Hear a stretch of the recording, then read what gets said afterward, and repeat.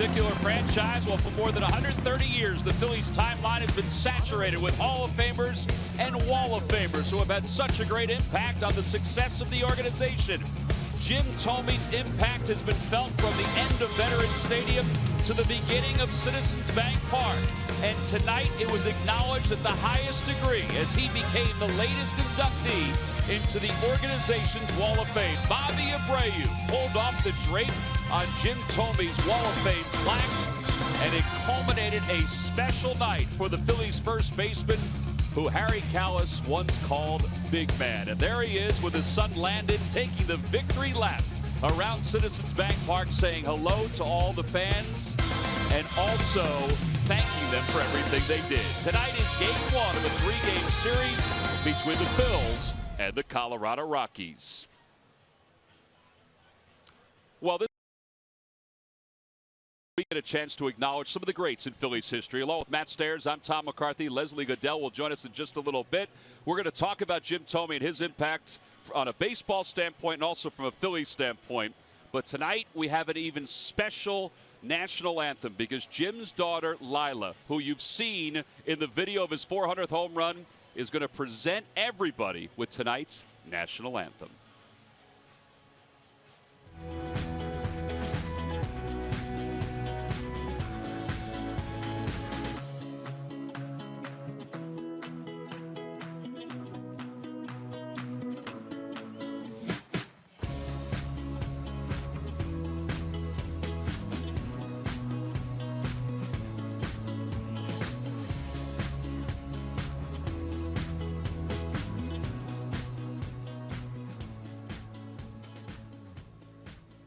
And now, ladies and gentlemen, would you all please stand and help us honor the United States of America. Out of respect for our country, we ask that you please remove your hats. Veterans, please salute. You're invited to join Lila Thome, Jim's daughter, as Lila sings our national anthem.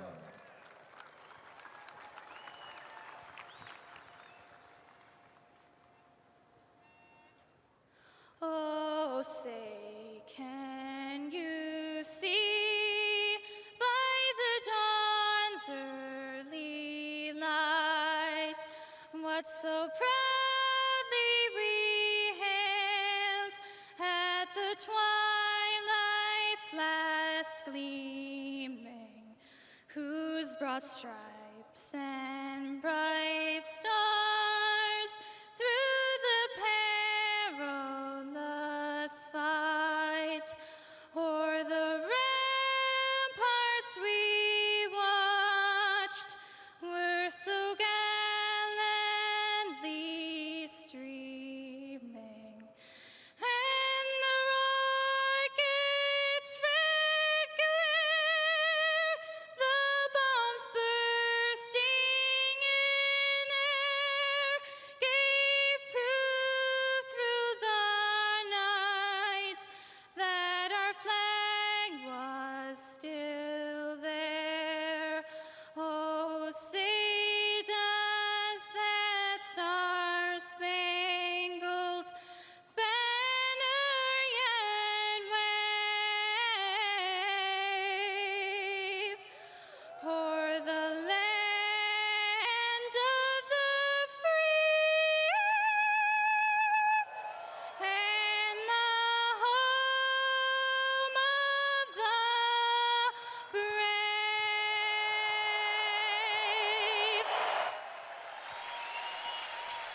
Honoring America, Jim and Andrea Thome's daughter. Well, you certainly could see the tears in Lila. Andrea's eyes. You saw Jim Thome mouth, wow.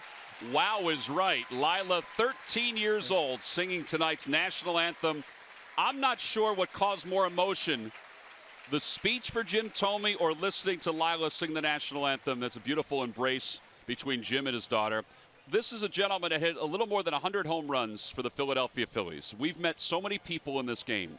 there's not too many people that you talk to around the game of baseball that do not like Jim Thome. Yeah. He is one of the special people that this game has seen in the last 30 years. He really is. And if you look at his career, he had a tremendous career, long career. But I always find it interesting when you talk to people, it's the respect he had for other players, how he went about the game, how great of a teammate he was. I met him first in 1991 when he was back playing for Double-A. He was a third baseman at the time, and he never changed a thing. He'd always went out of the way to say hello to you, how things are going, and that's why he's well-deserved to be on the Wall of Fame. All right, so his career numbers with the Phillies, 391 games, 101 home runs. His last one was that walk-off against Jake McGee of the Tampa Bay Rays before he was traded off to the Baltimore Orioles.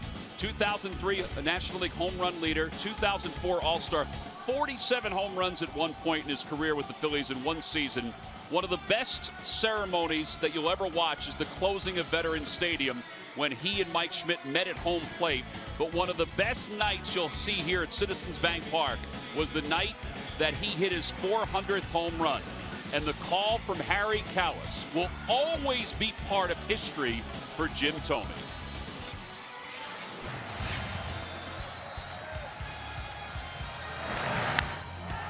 Could it be? Could it be? It is out of here!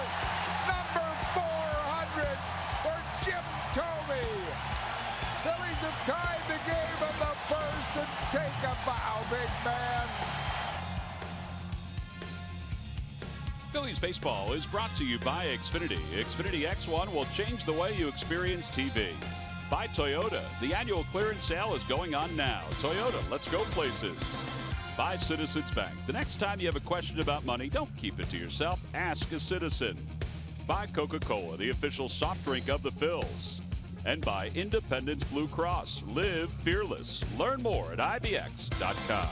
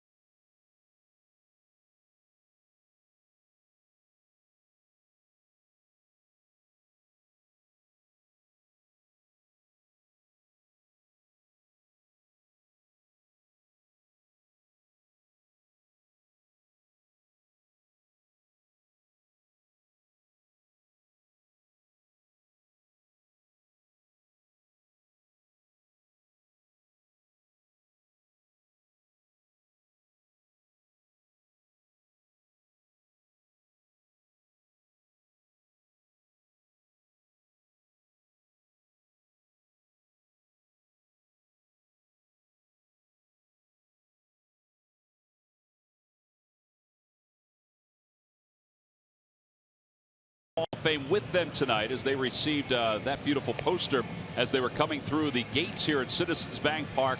His Wall of Fame induction ceremonies, and as Jimmy Rollins said so perfectly during his video tribute, it will not be the last induction that Jim Thome will be part of. The Phillies have taken the field. Jake Thompson's finished up his warm-up tosses. Let's take a look at the Rockies lineup. It's brought to you by Xfinity. Xfinity X1 will change the way you experience TV. Blackman, LeMahieu, and Arenado. Dahl, the left fielder, bats cleanup. Gerardo Parra hits fifth. Nick Hundley sixth. The bottom third of Paulson, Descalso, and John Gray. And they will face the 22-year-old right-hander who is ready to go for his second Major League start, his first one here at Citizens Bank Park. And Charlie Blackmon will dig in. Second series of the year against the Rockies, and the first pitch is taken outside. We're underway, and the count is 1-0. All right, Matt, so we look at these numbers and we think, all right, that's start number one, so start number two has to be a little better. We hope so. Off the outside corner, 2-0. Yeah, the first one he was a little wild. I mean, you can take a look at the scouting report. Not overpowering, lives right around 90, 91 miles an hour. Just needs to get those pitch count down early in the game. Go for early contact. I think we're already seeing with the first 3 pitches, though, that mechanically they have adjusted his windup a little bit. He's still quick, but he is not as quick as he was in his first major league starts. Blackman overall 317 with 15 home runs. He has hit in 6 consecutive games. And now the 2-1 pitch to him. Ground ball right side. Cesar Hernandez waits for Ryan Howard to get to the bag. 1 out here in the first.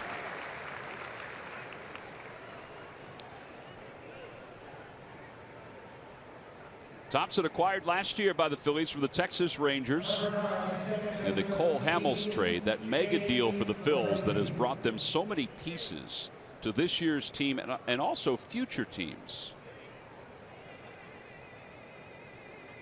I guess you could say, let's put yourself in his shoes at age 22. Major league debut. How do you feel your legs? I mean, seriously, I know when I stepped in the batter's box, when I made my major league debut hitting wise, I almost hit the catcher throwing the ball back. That's how late of a swing I had and how nervous I was. It's normal. I wonder how they feel even after the first inning. They have to be somewhat spent mentally. 0-1 pitch to LeMahieu inside. 1 ball, 1 strike. LeMahieu is 3rd in the National League in hitting. Daniel Murphy's pretty much led the entire year, with the exception of a few games. But LeMahieu 326 on the season. Hit 389 in the series against the Phillies in Colorado. Phillies split that 4-game set. Inside again, 2-1. You talk about the first inning of being, exhausted from, being excited about pitching. I think it's the 4 days when you know you got the call up when you're starting the game. All these thoughts start running through your head. And I know as an ex-player and as a hitter, I always played the game through my mind when I knew I was going to have it in a bat or I was going to make a start. Well, he had his bullpen session the other day when we were in Los Angeles, and they kind of worked on some mechanics, watched some video. One thing that Bob has said, Bob McClure, is that Thompson is a tough kid, mentally and physically. And he's coming out showing some toughness because all 9 pitches are fastballs so far. So the best thing to do is establish the fastball early in the game. And he's got a quick pace going too.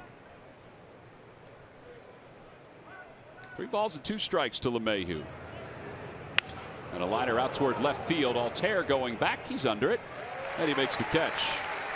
LeMahieu's retired. All right, Matt, it's time now for our Nissan keys to the game. Well, we've been talking about it for a while right here. Number 1, Thompson, slow everything down. Your delivery, your breathing, just everything like executing the pitches. And 2, really, the better approach hitting at home with the Phillies hitters. This year the team has been hitting 220 at home with 50 home runs. But on the road, they're hitting 255 with 65 home runs and 245 RBIs compared to 161 RBIs at home. Just doesn't make any sense. 0 sense. Here's Nolan Arenado, and he takes on the outside corner, 0-1. How about this, though? 10 pitches, 10 fastballs. Arenado, 30 home runs. That leads the National League. 92 runs batted in. There's the first breaking pitch. Again, Jake looks wired on the mound.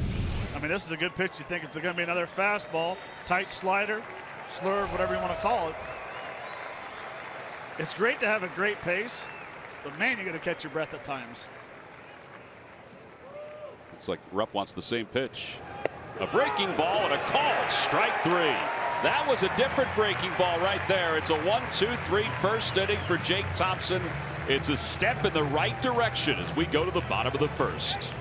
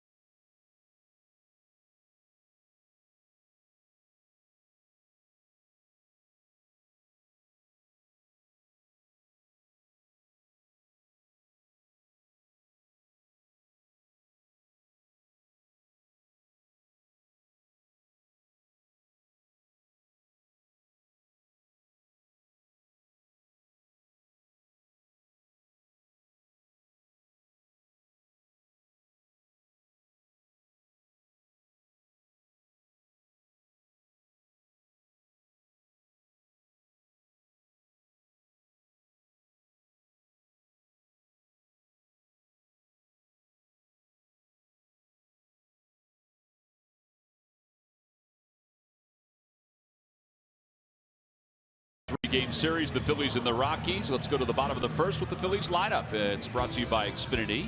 Xfinity X1 will change the way you experience TV. Hernandez, Herrera, and Altair. A little different 1, 2, 3. Franco bats cleanup. Howard bats 5th. Cameron Ruppel hits 6th.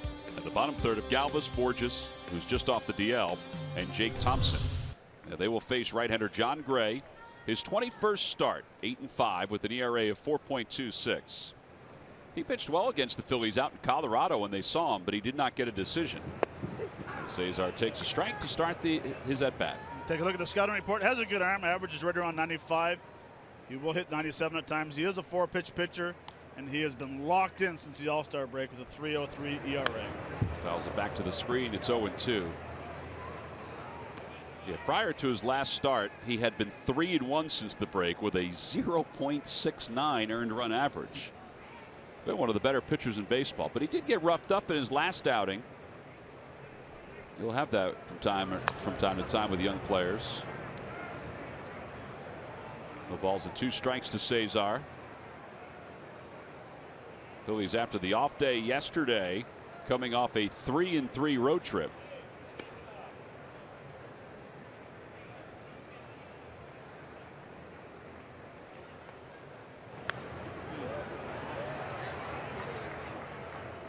Gray's a big guy. He's 6'4", 235 pounds. In fact, Walt Weiss has a lot of young pitchers in his rotation.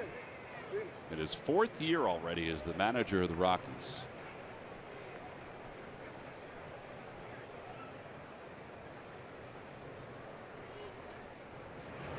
Inside, 1-2.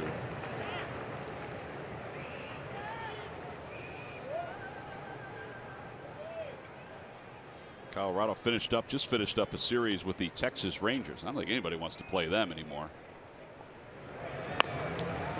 Fights it off foul past Juan Samuel. It remains 1-2. Yeah, there's a few teams out there I don't think a lot of teams want to play right now that are playing awful good baseball.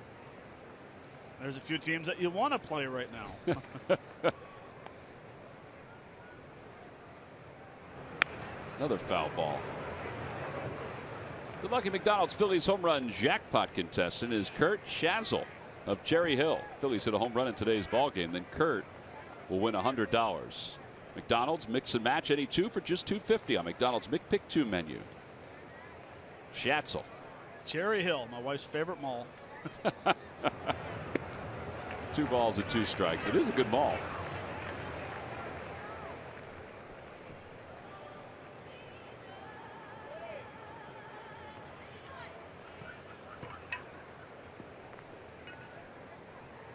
Cesar has reached base safely in 18 straight games. What about this at bat?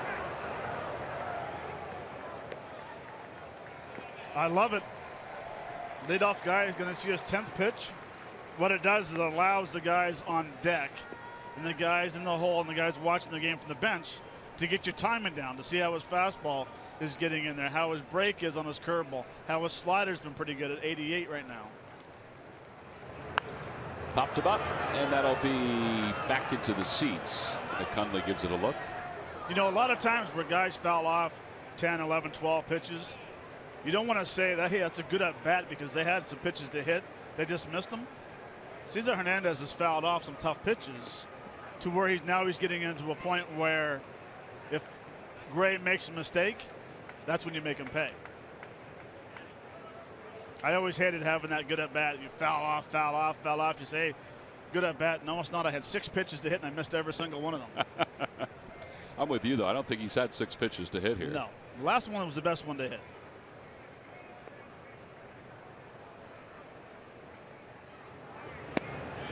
Three balls and 2 strikes. Have an eye. Well, this will be the 12th pitch of the at-bat. Odubel Herrera certainly has had time to gauge the velocity of John Gray. Up the first base line, foul.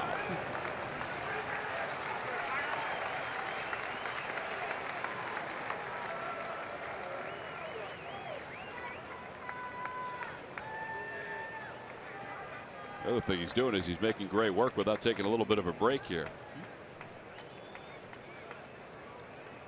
Phillies commit to this ball game 10 games under 500 at 53 and 63.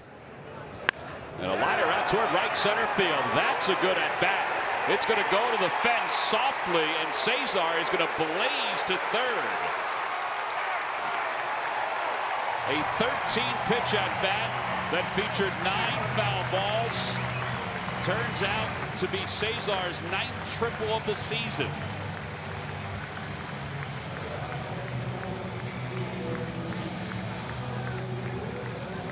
Just a tremendous at bat. Fallon pitches off. Finally gets the ball out over the plate. Puts a very nice swing on it. With a head down. Good concentration. Perfect spot.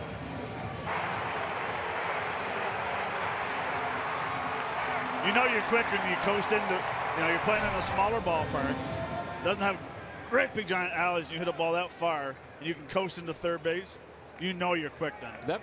That play was a bobble away from him going all the way around. Odubel Herrera, 2 for 9 in the series against the Dodgers, takes upstairs. It's 1-0. Odubel only had 1 hit against the Rockies going into the All-Star break. He has been good, though, when there's a runner at third with less than 2 outs. Herrera was hitless in 3 at-bats against John Gray in Denver. Still has a little awkwardness to his swing. Yeah, he does. It just seems like he's not getting up and staying on that back leg and recognizing the pitch. He just wants to go forward so bad with his body. And unfortunately, his hands are going with his body.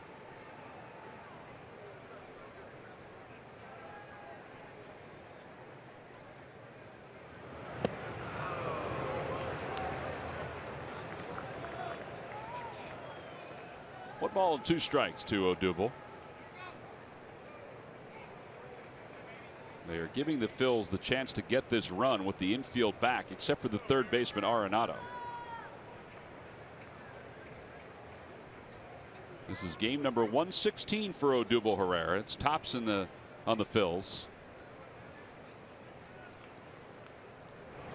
And he lines it foul to stay alive, way out of his front foot.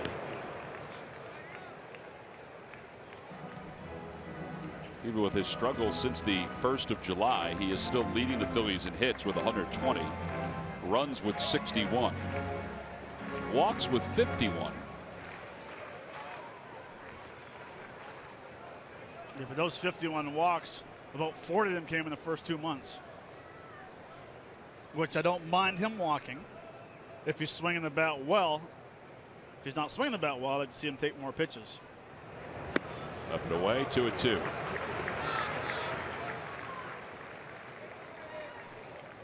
Aaron Altair hitting third in tonight's lineup. It's a great shot right there. That angle.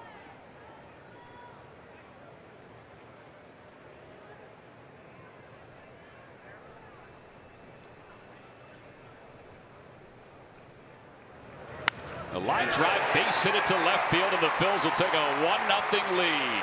RBI single for Odubel Herrera, his 40th of the year. It scores Cesar Hernandez, and that is an excellent way to start a long homestand. Well, it's also a great way for Odubel to hit this ball in left field.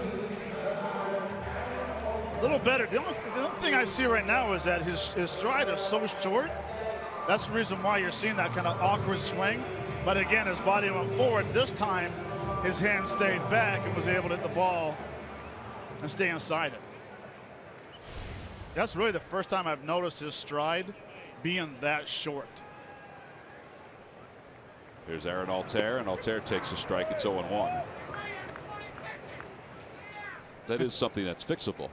Well, it is. I mean, unfortunately, when you stride and you have a short stride, your body at times doesn't know how to stay back over the back leg, and it wants to go with that front foot. And that's what he's getting into right now. He goes. Hundley can't get a bearing on the ball. A stolen base, the 19th of the year for Herrera.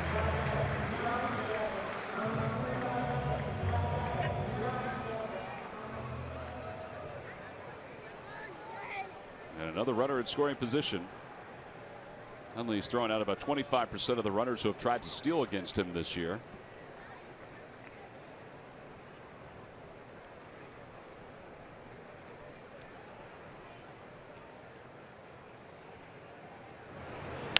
Opposite way for Altair, and that should float foul, and does, into the seats. 1-2.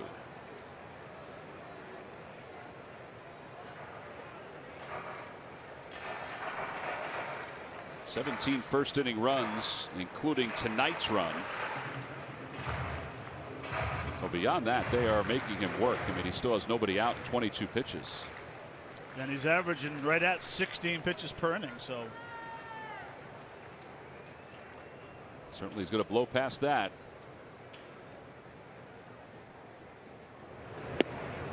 LeMahieu was heading towards second base. That left a huge hole on the right side if Altair did get a pitch to hit and drive the other way.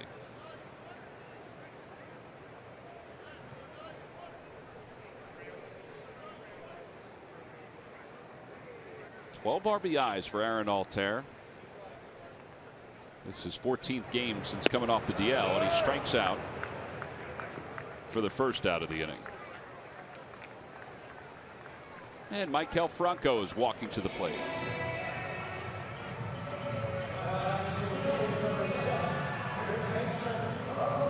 Gray does average a strikeout per inning pitch, so it is not surprising that he gets a strikeout. Actually, it was one of the best pitches he's thrown tonight. Yep.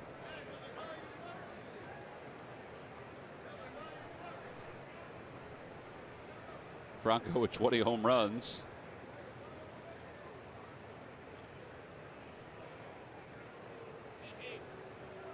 Maikel was 5 for 21 on the road trip.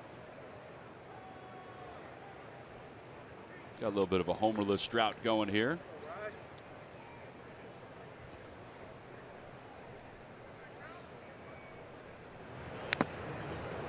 And he whacks it off Nick Hundley.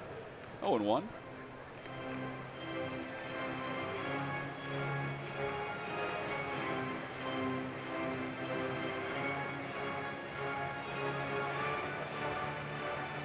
it's turned out to be a pretty night here in South Philadelphia. There were some thunderstorms rolling through the Delaware Valley a little while ago.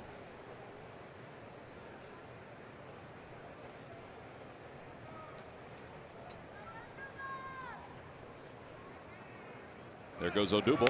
Pitch is popped up foul behind home plate. Matt, you have a better idea about this, but whew, that was a good pitch to hit. It was, and it actually was a better swing than the first one. This is a fastball right down the middle. Just get underneath it a little bit. But again, I think if, we talked about earlier about the struggles at home, the .220 batting average, the 50 home runs. I think because it is a friendly ballpark to hit in, I still like to see these guys take the approach that Cesar just did, hitting the ball to right center, or Odubel hitting the ball to left field. Foul tip hung on to by Hundley. Back-to-back strikeouts for Gray. And now there are 2 outs.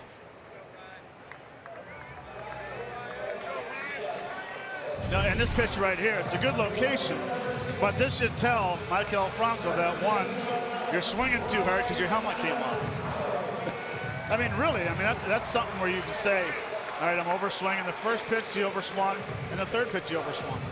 But again, Gray hasn't pitched a whole lot inside the right-handers. So you maybe can look at it over the plate, and on a warm night in this ballpark, the ball will fly. Well, Ryan Howard, 8 home runs in his last 24 starts. And he fouls it back to the screen.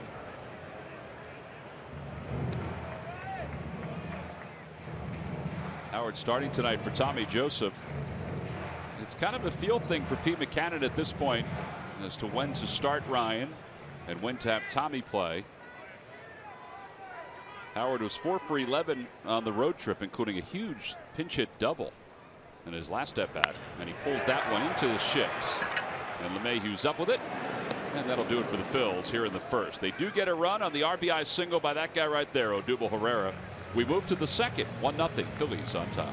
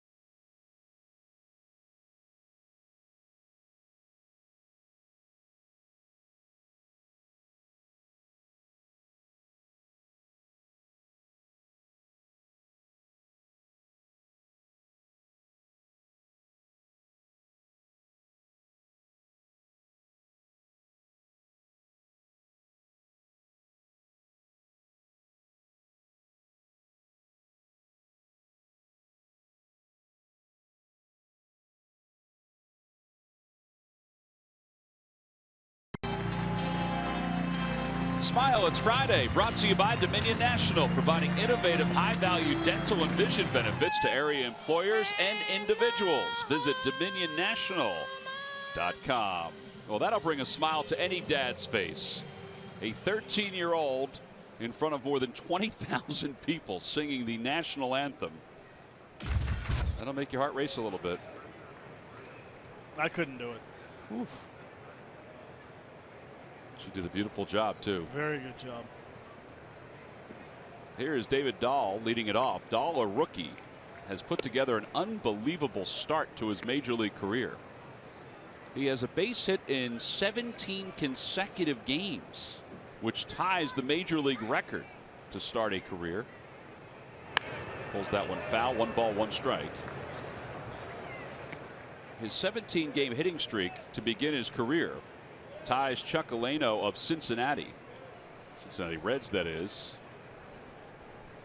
who did that in 1941. Chuck played 41, 42, 43, and 44 parts of those years. Hit 243 as a rookie. Dahl, he's not hitting 243 right now. He's hitting 358.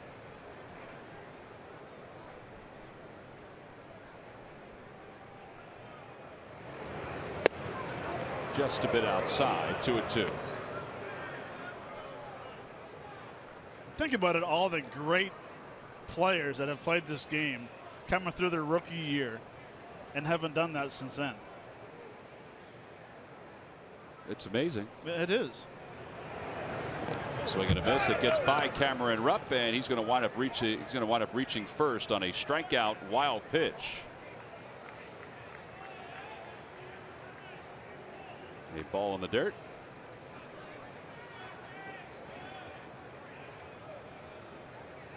'25th wild pitch that's taken place with Cameron behind the plate. Cameron thought this was a foul ball, but he didn't get any piece of it.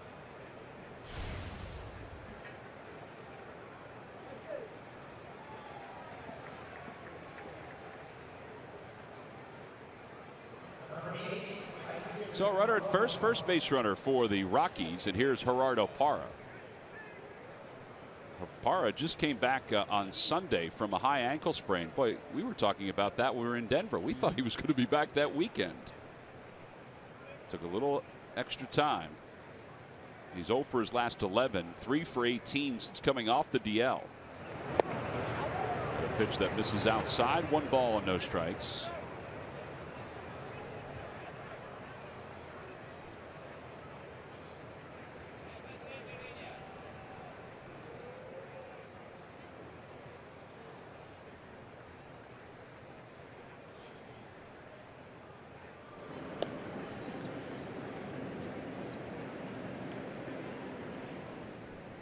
Parra overall hitting .257 in his first year with the Rockies.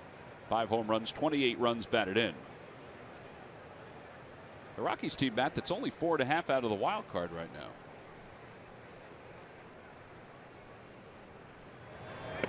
But like a lot of other teams, they've also been besieged with injuries to key players. Bad injuries as well, yeah. Trevor Story, who was battling Corey Seager, most likely for the Rookie of the Year award, if there was a battle. He was leading the league in home runs with 27 when he tore a ligament in his thumb and is done for the year. Mark Reynolds went on the DL today with a fracture to his hamate bone. And Carlos Gonzalez, he's not on the DL, but he has been battling injuries for the last week. Gonzalez has a swollen left ankle.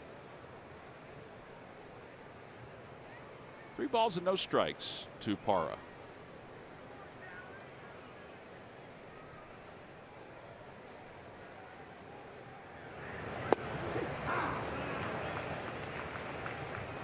Since the All-Star break, the Rockies 16-11. The Cubs, boy, they've really turned it on, haven't they? Man, they annihilated the Cardinals today. Rockies have done that with an ERA of 4, but scoring more than 6 runs per game will erase that ERA of 4. That's the reason why their record's been pretty good since the All-Star break.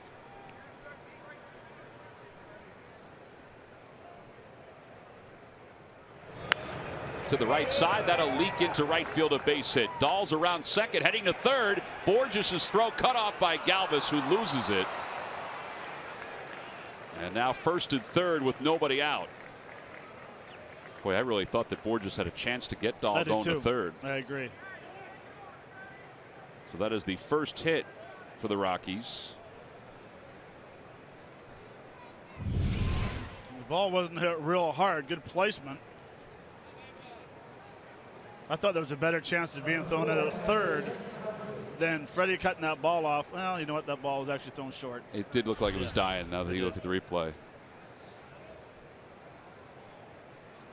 Borges is playing right field instead of Voltaire because Borges has played right field most of the year. So now Nick Hundley, who has won for his last 20. Now the Phillies will concede the run, look to turn two. In the dirt, blocked by Rupp, and it's 1-0.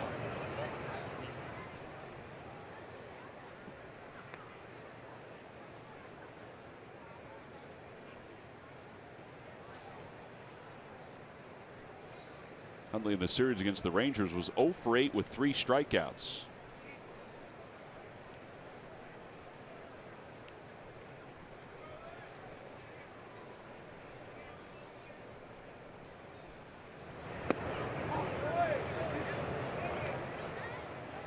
Two balls and no strikes.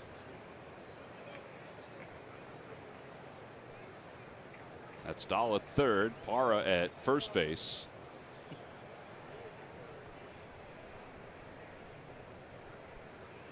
Parra loves to talk, by the way, at first base.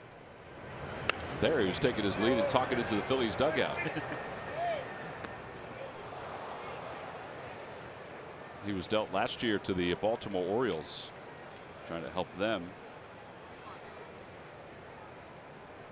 He got a heck of a contract from the Rockies, though. 3 years.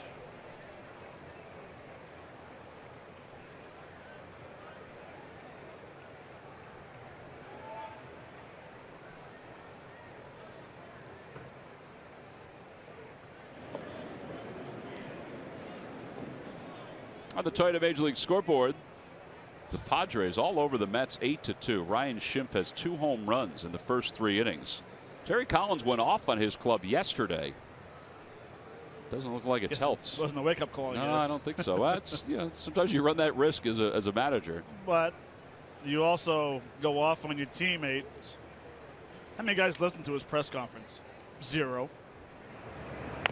Check swing, slow roller. Ryan Howard has it. He's thought about coming home, but then he throws short to first, and Thompson missed the first base bag. And Jake Thompson's coming up limping. He really extended awkwardly to that first base bag. It'll be an RBI for Hundley, and we're tied up at 1. An error charged to Ryan Howard and an RBI. I think if Ryan had to do it over again, he would have stopped, turned, and then flipped. This is almost like a push bunt. No man's land. He thought about it, and I agree. Realizing that the ball was hit as slow as it was. See how he lands. Oh, hyperextends his leg.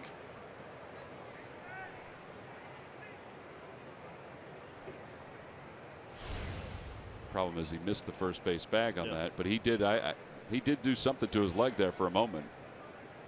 So it's 1-1 ball game, still nobody out. So the strikeout wild pitch and now the error have caused a little bit of havoc here in the second inning. And now Ben Paulson just up from AAA. Takes inside 1-0. You know, actually with that play, at first was Ryan. He should have turned the other way. That way he would get something on his throw. Instead of opening up the way he threw the ball, he couldn't get anything on it. Stop, spin the opposite direction. It's the same thing. Little shovel pass. Yeah, you work on it in spring training a lot. That in between where I got it, you take it. Do you think he had a thought of coming home initially? At first, I think he did. Yeah. And now Rupp out to the mound. Hey, you got the fingernail stuff for him? Serious. Fingernail stuff.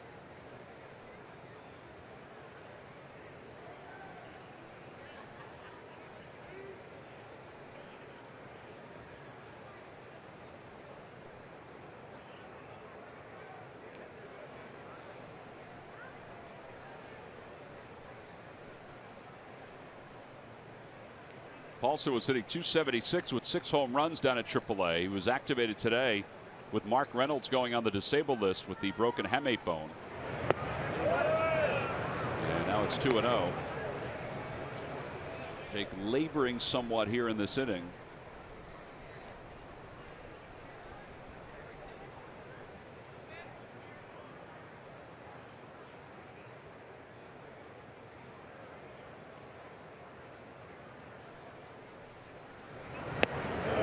Check swing. Did he go? Yes, he did, says Gary Cederstrom, who did not seek assistance on that. He called it himself.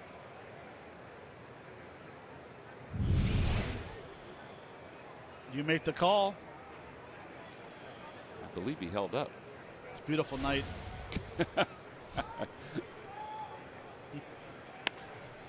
Hot shot foul, and it's 2-2.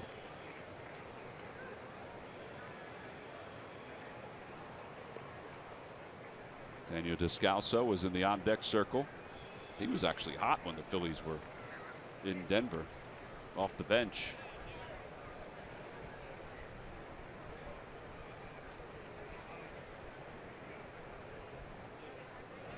Swing and a miss. Strikeout number 3 for Jake Thompson.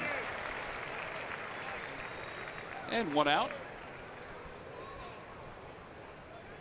Well, this is a very good curveball. Seems like when he wants to throw a curveball, his whole body slows down a little bit. With his fastball, he's been missing. It looks like he's kind of rushing. The arm's never catching up to his body, but the curveballs we've seen, the 2 strikeouts this inning, the first one, of course, getting on with the wild pitch, has been very good with the curveball. Well, now Descalso hitting .307. 2 homers and 25 runs batted in. Playing shortstop for Trevor Story, and he will be for the rest of the year. He and Adames will split time at shortstop. Oh. Pretty good, huh? How's that for numbers? Well, you look at, he's a bench player, 59 games, 25 RBIs.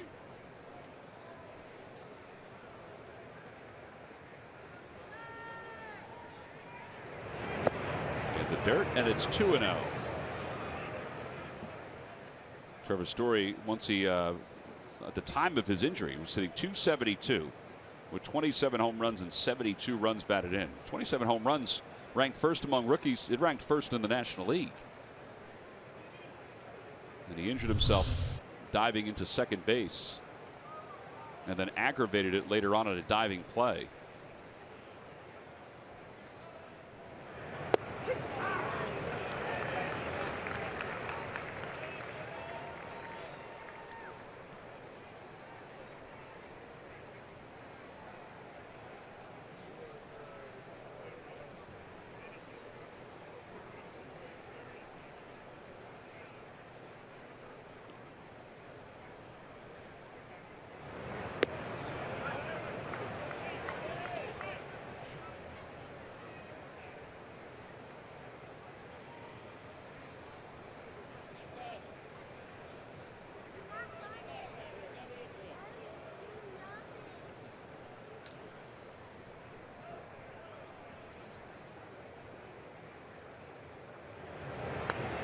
Fouls it back, 3-2.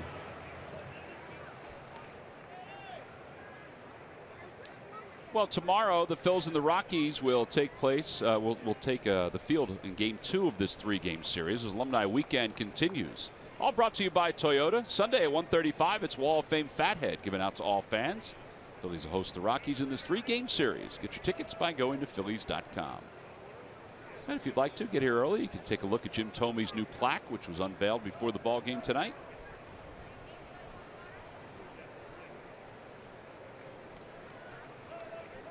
It's one of those nights where it's hot, sticky. Pine tar and moto stick doesn't help. Almost makes it it's worse. Makes it slicker. Yeah, that's why he just went back to get more to try to get it a little stickier on the handle. They turned back and nobody was covering second base. They had Parra running off.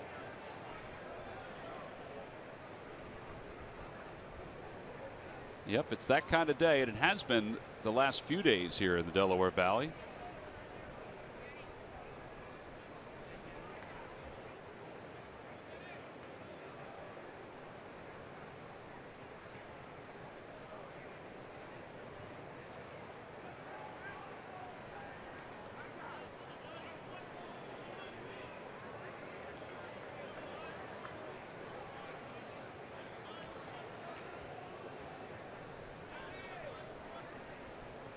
This will be the 26th pitch this inning. Yeah, Thompson's going to need to be fanned after this. See if we get a little rollover 4-6-3 double play. And a changeup and a strike 3 called. Descalso does not agree with Gary Cedarstrom. That's an awfully close pitch to take with the count 3-2. 3 strikeouts in the inning, 4 overall. Cedarstrom is the crew chief. Well, it's a very gutsy call because it's a changeup. And I think, you say it was really close not to swing at it. I think because he got fooled with it. Right at the letters, maybe a little below. So now John Gray, the pitcher. Swing and a miss, 0-1. In the background, you hear Descalso beating up the bat rack. That happens. It happens. I've taken some of my best swings from on the bat rack. Some of my hardest contacts as well. Sometimes you swing and miss those games, and you go in there, you want to hit something. Just to feel contact. Yeah, fine, I hit something good. Matt Ichiro does not agree with that tactic of destroying your bat. He shouldn't. He's got 3,001 hit. 1 ball and 1 strike to Gray. Runners lead off first and second. 1 ball and 2 strikes as he fouls it back.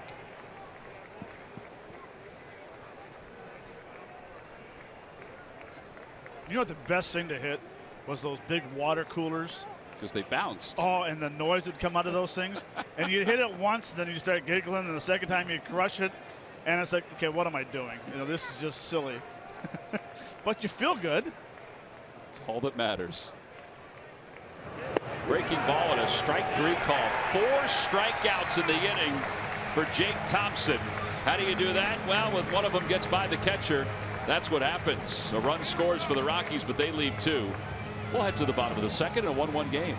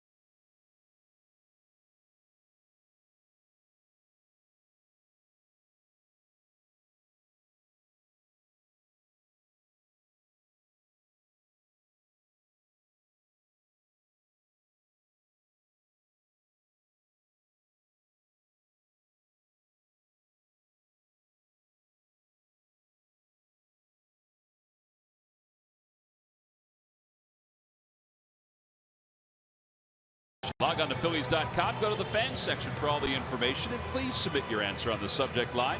The question is, what 2 players were tied for second behind Jim Thome among the 2003 National League home run leaders, Matt? The answer will be revealed a little later on.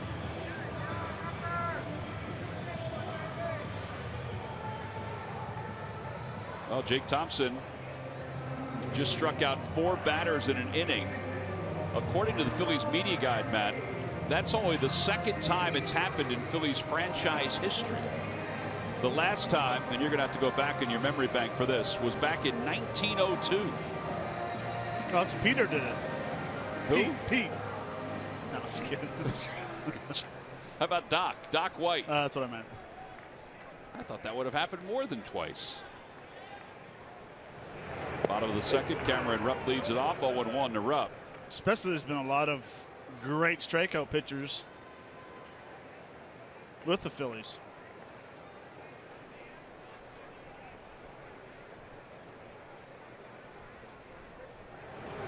Cameron dribbles it up the third base line. This is going to stay fair. Barehanded by Arenado. Not in time for the fleet-footed Cameron Rupp. Oh, speed kills. Speed, trajectory, and perfect placement. And a little luck.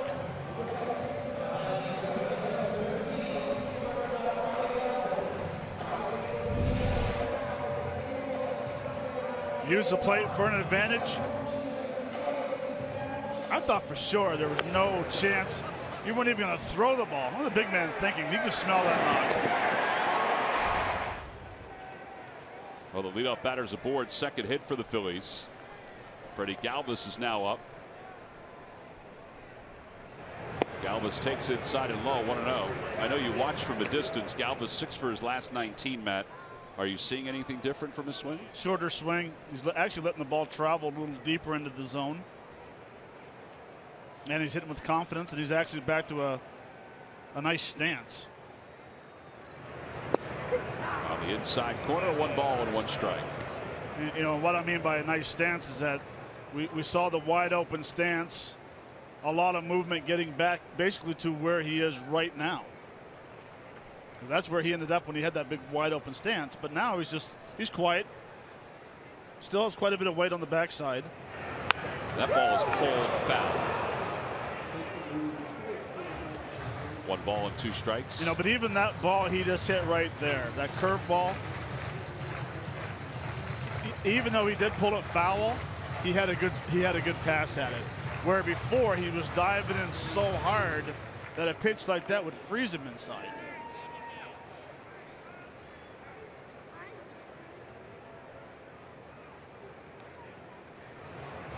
Pulls it foul again. Count remains 1 ball and 2 strikes.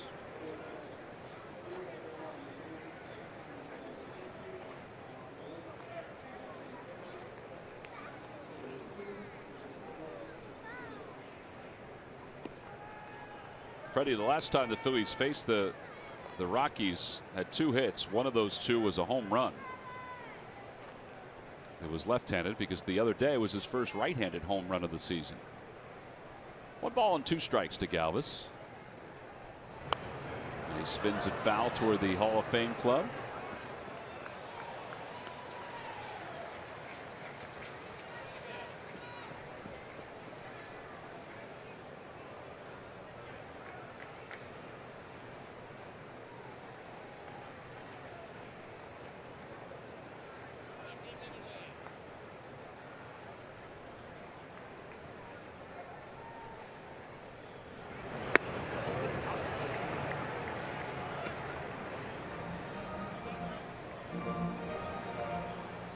Two balls, 2 strikes.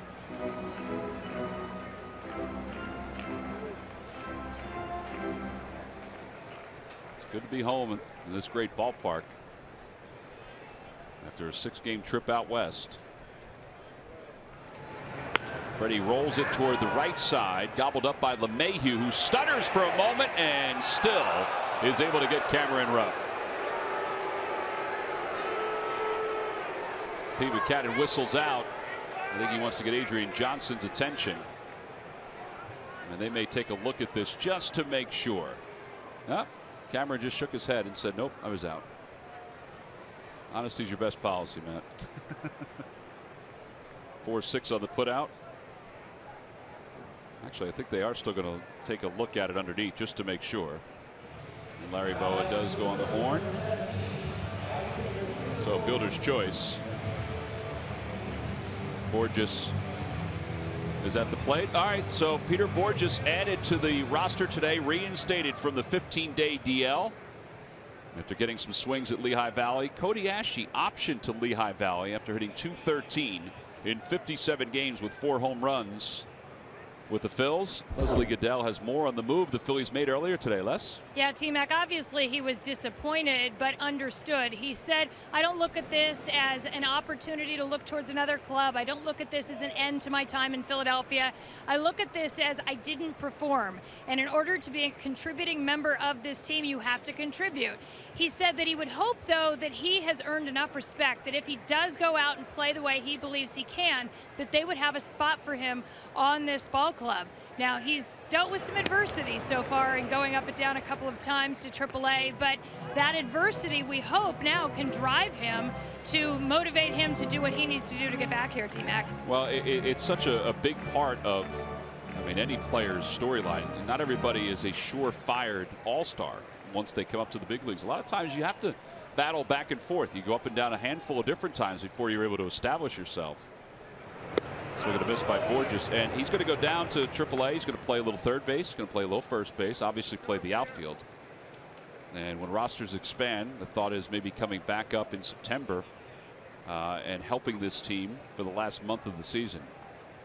Everybody that interacts with Cody Ashley likes Cody Ashley. He's one of the nicest people you'll meet, and as he always feels, his swing, you know, this year wasn't where it wanted to be, but he's had some pretty good swings over the last couple of years. No, he has, and I think the biggest thing for him.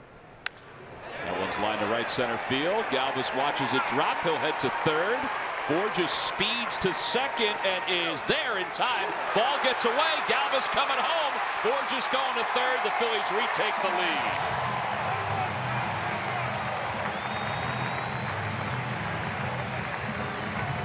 Boy, it is great to be fast because fast just led to that run.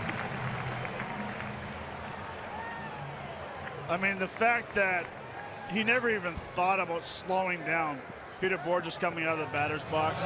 As soon as he hits this ball right here, Freddie knows is down. He's going first or third.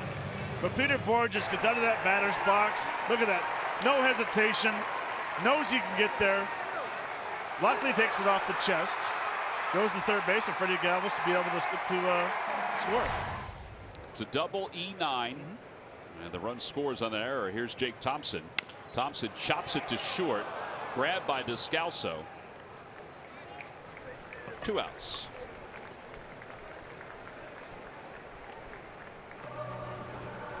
I'm going to go back and finish my remark. What I was going to say about Cody Ashley is that it is a wake-up call.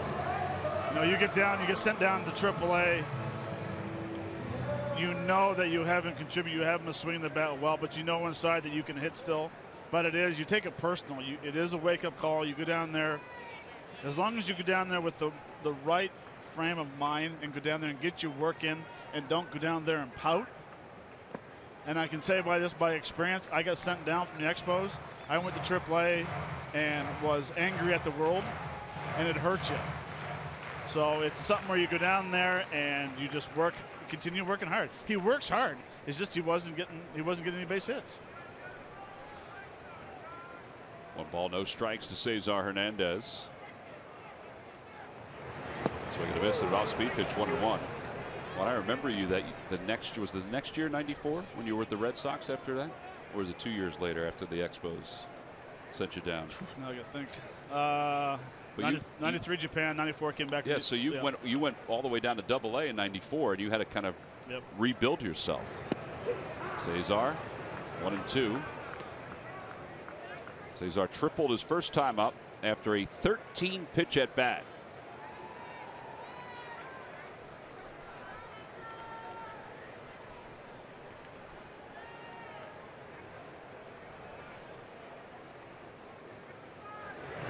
And the dirt gets away from Utley, and here comes Borges as the ball bounces into the Rockies dugout.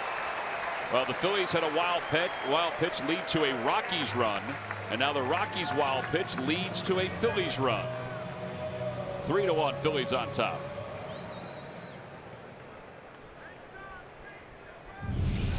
This is a curveball that goes off the shin guard of Nick. Actually, excuse me, goes off the top of his glove.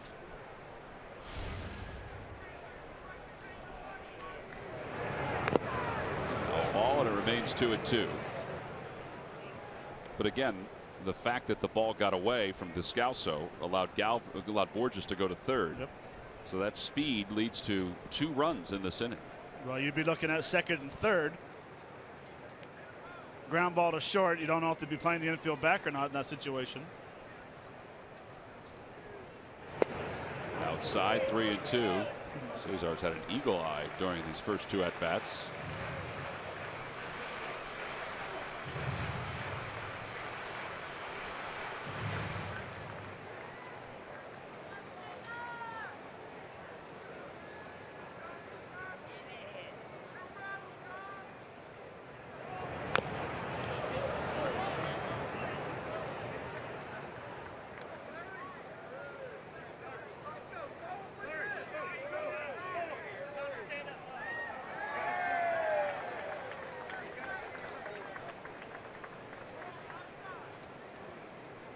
Three balls, 2 strikes.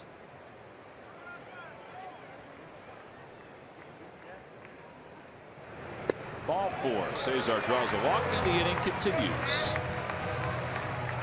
Follow Phillies baseball live with the MLB.com at-bat app. Stay up to the moment at any moment with live game video highlights, StatCast, news, and more. Download MLB.com at-bat, the #1 app for live baseball on your phone and tablet. This will be pitch number 51. With 2 outs in the second inning. This game's flying by. We had a few of those in the road trip. Yeah, and listen, I watched one of the games completely. Yeah. Watched the whole game. Was that the game that Baez came in for the Dodgers? When Odubel was at the plate, the 2 of them were taking forever to get ready. I don't know, but all I know is one of the games started at 20-12 my time. Yeah, and I watched one game until 3:05 and finished at my time. Breakfast with Stairs. It was great. It was great. The ball's 1 strike to Herrera. He had an RBI single his last time up.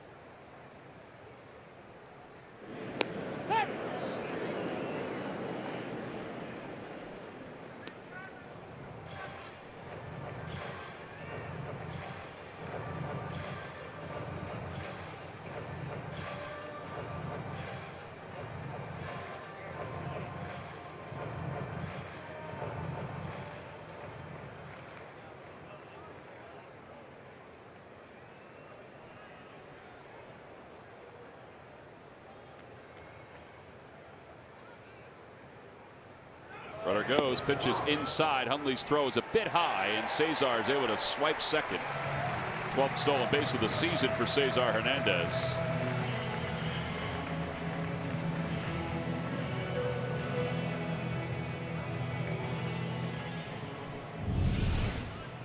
He had a great jump.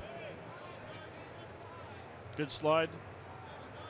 Kept his feet down so they weren't high for the scouts on the tag, and he stayed on the bag. 1 ball, 1 strike to Odubel. Chance to drive in another run here. Swing and a miss. 1-2. Tough pitch.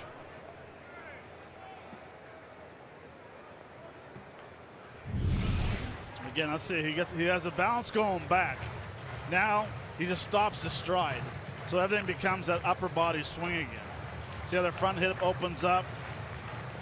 He needs to get the longer stride and get that bounce back to where he's landing on that inside the front foot instead of landing flat-footed. When you land flat-footed, your weight shifts out over your front knee. It's a tough time. And he strikes out on a high fastball. The Phillies settle for 2 runs here in the bottom of the second. Well, the big man's on his way. Jim Thome rolling into our television booth. He's going to join us in the 3rd inning. We'll talk Wall of Fame when we return.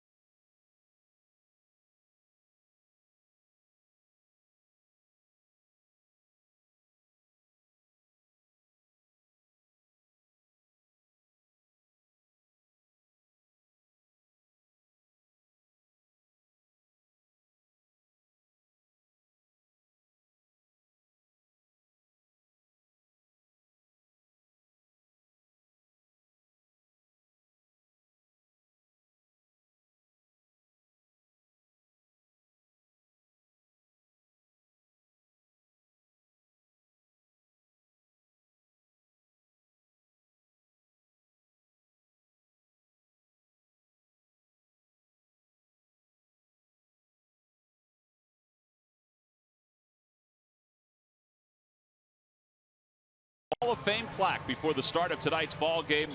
Jim Thome inducted into the Phillies Wall of Fame. He was presented with his jersey from Pat Burrell, another one of his former teammates. And Jim is working the circuit tonight, not only seeing friends and family, but joining us here in the booth. Hey, man, congratulations. It was a great speech. I thought Charlie was awesome. Oh, he's great. But congratulations on a great night. Thank you, guys. Great to be here. What was it? What is it like coming back, whether it be to Cleveland or here, to places that you played, and to have your career acknowledged the way it's been acknowledged? Well, very humbling. You know, you play, you know, you get an opportunity to play in cities that are passionate about baseball, and then to be honored and to be able to come back and stand on a stage like that with all those great players that have the history here, and to be a part of that is very cool, no doubt. We have so many favorite moments from when you were with the Phillies, whether it be the day that you came in for your tour, when you met the iron workers and steel workers. Yeah. One of my favorite memories is the closing of the vet, where you and Mike Schmidt were at home plate and raising both arms together. I mean, I thought that was an incredible moment in Phillies history. Yeah, and to watch that weekend unfold, how the fans, you could feel the excitement of moving into this new park. That ball's hit well. It's not coming back. Thome land. Oof.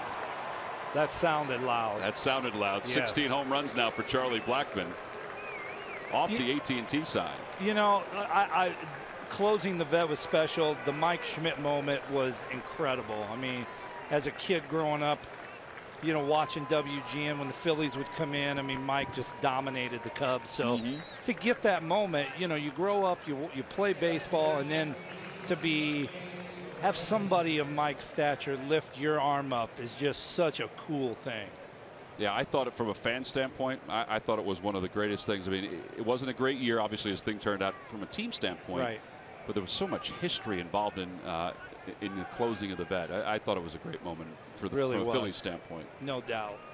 I thought it was also symbolic, Jim, of when you came to town. You close one to open another to then lead to a championship. I mean, you guys were the bridge to that 2008 championship. Well, and a lot of that was believing in the organization. You know, you come in, they recruit you, they tell you what they're going to do. And the thing that impressed me the most is they lived by it. You know, they had a plan, and they knew moving into this park they had to go out and get some players. They already had a pretty good nucleus that came through the minor leagues here, and you know, it worked out. Unfortunately, we didn't win that first year, but eventually we did. And there's always the ultimate plan. When that's going to happen, nobody knows, but it did. You know, it's and listening to everyone, and I've known you since '91 or '90, and you know, the biggest thing for me is that I respect the numbers. I mean, baseball-wise, they're unbelievable. But also, what is tremendous is whenever you talk to somebody who talks about you is how great a teammate you were, because you treated everyone equal, and that to me, and it must feel good when you hear people say, listen, he was one of the best teammates, the way he treated me. I followed him. I watched what he did. Yeah. That has to be satisfying as well. Well, it's emotional. I've got to tell you, I mean, we all don't like to talk about ourselves. I mean, when players around baseball give you a compliment, it goes in deep. Yeah. I got to tell you, it really does. And to listen to the guys on the Jumbotron before the game say great things is just, I mean, I say the great things about them as well. Yeah. So it works. It definitely works both ways. And just, you know, it goes back to your family, I think, how you're raised. Having kids now, you want your kids to look at people in the eye, shake their hands. And those are the things that my parents did in the Midwest to try to teach us. And try to be, look, you know, at the end of the day, you want to treat people like you want to be treated in return, and it's they did a fine job, I guess. So let's go back to tonight afterwards, and your beautiful daughter Lila sings the national anthem. Oh, were you more nervous walking in the plate the first day of your first major league at bat, or listen to your daughter sing the national anthem, who did an unbelievable job? There is nothing like watching your kids perform, and to whether they're, my daughter's in theater, she sings, she dances, she performs. Watching her on stage is another level. It is. All the moments, the World Series moments, All-Star game moments, sitting at 599, going for 600. I'm going to tell you, there's watching your kids succeed is the greatest thrill ever. It really is. Well, I think we were commenting today, she was in Andrea's arms the night you hit the 400th home run. Yes. Time flies. Time flies. Look at, I'm losing my hair in the back there. So absolutely time flies. That's what happens when we get old. And trust me, like she's growing up, and I need to be retired to be at home. Yeah. So I'm going to lose more hair. Oh, tell me about it. Well, it was a great night. I loved as Thompson delivers this pitch and gets a strikeout to wrap up the inning. I love Charlie's speech, which we'll talk about when we get back, because I know how much of an impact Charlie had on your career. So we'll have more with Jim Thome. There's his son Landon getting a chance to take the victory tour. Look at the smile on his face. We'll be back with more right after this.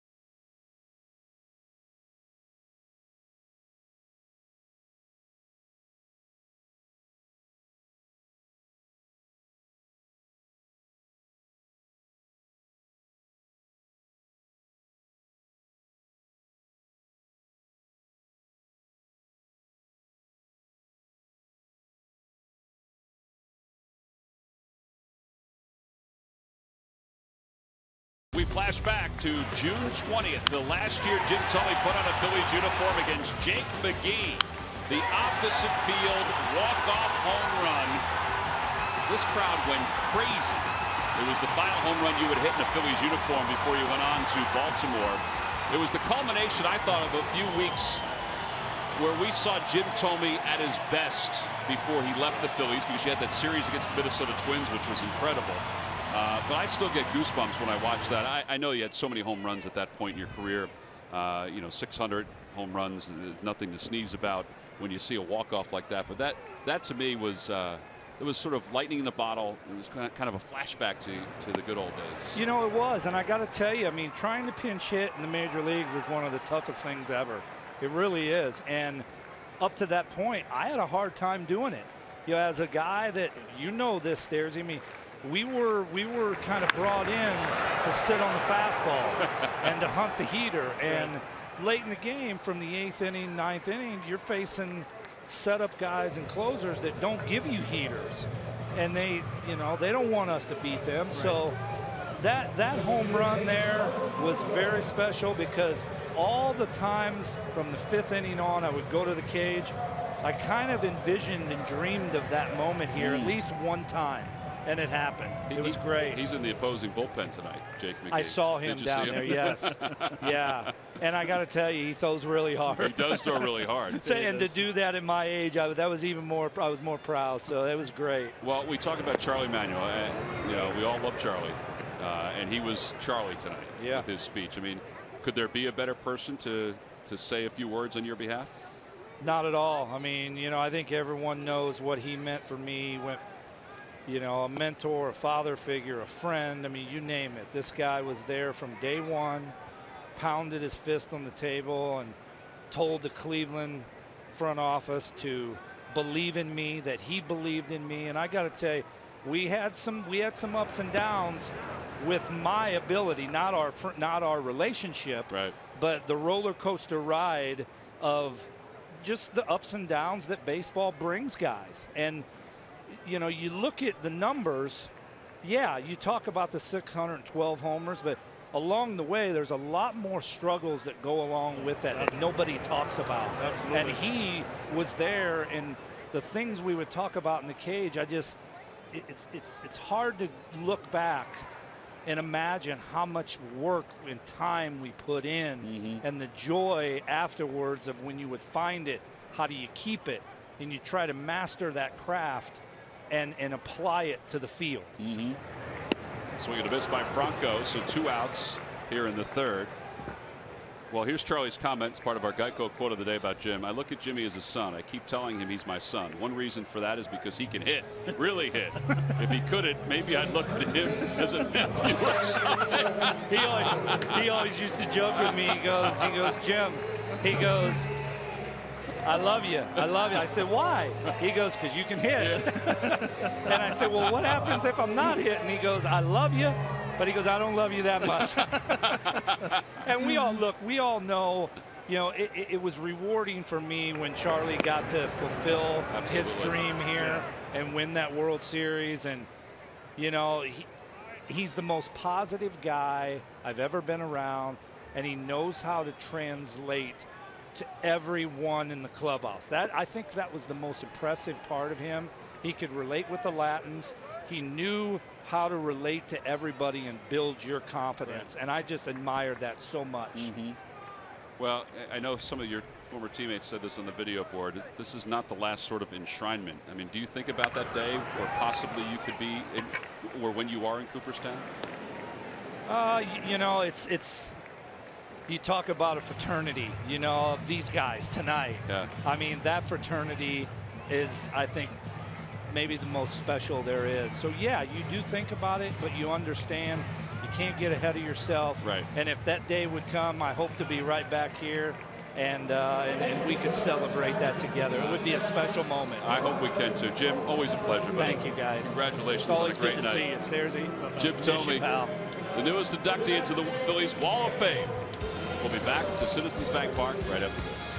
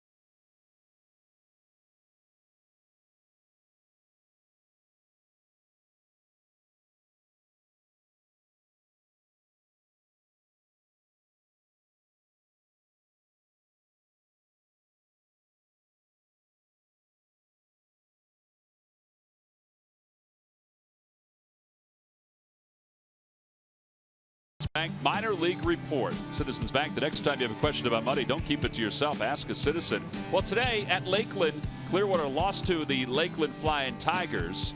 Even though Trump hit his 7th home run, Tucci had a double and a run scored, and Luke Leftwich went 5 2/3 with an earned run.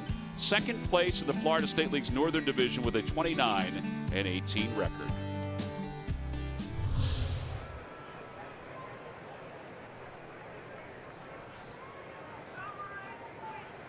We go to the top of the 4th inning. Phil's lead at 3-2, and Gerardo Parra takes outside. It's 1 ball and no strikes. Well, Matt, we continue to say it. There's not a better person that you'll meet in this game. It's amazing. Line drive to right field. Here comes Borges, makes the catch. What a jump. Tremendous jump by Peter Borges in right. That's the hardest play for an outfielder There's line drives that hit right at you. Because a lot of times you freeze, but he knew right away to come in on it.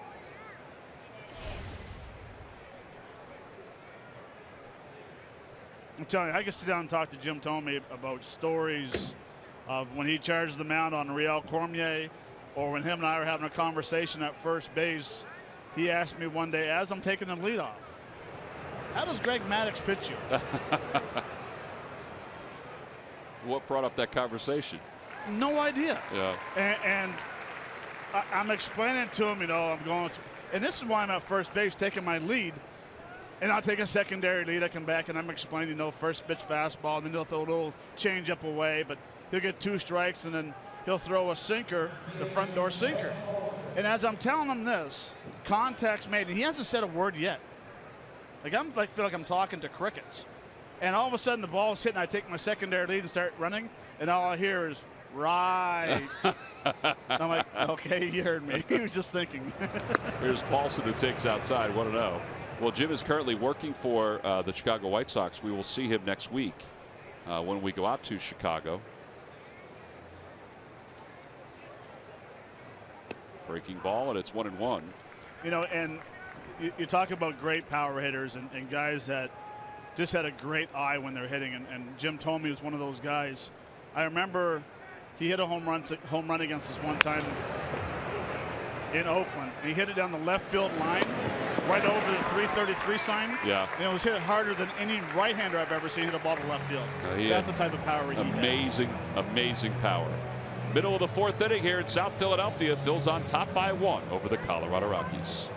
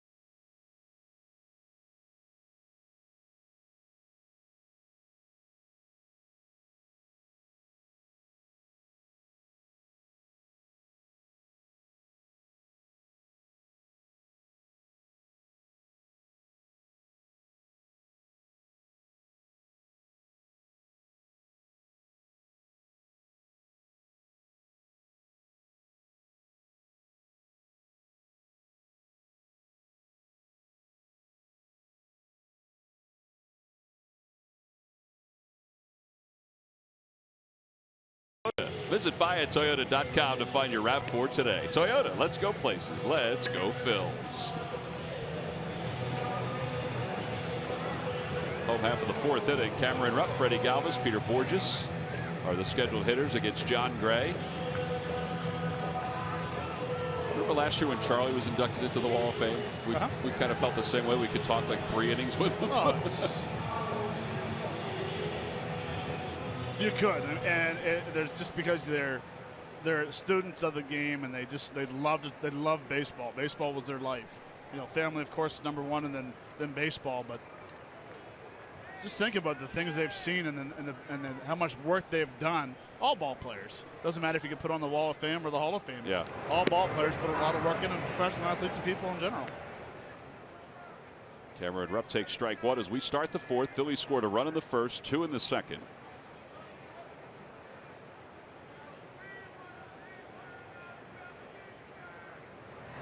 Curveball.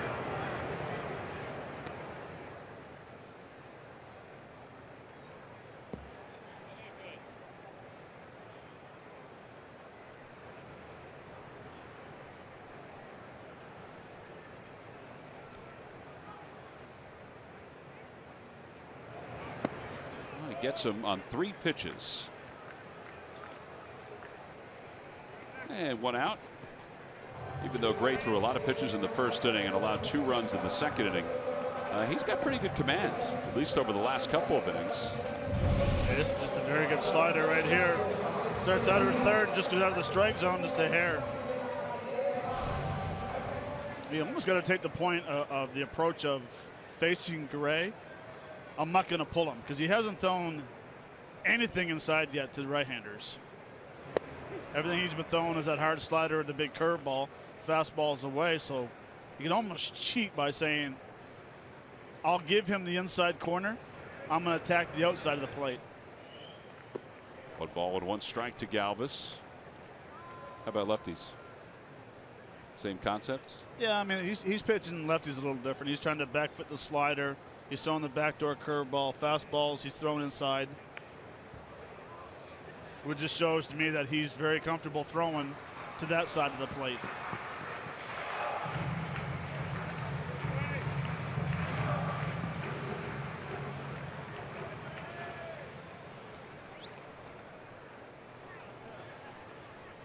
One and 2 to Galvis.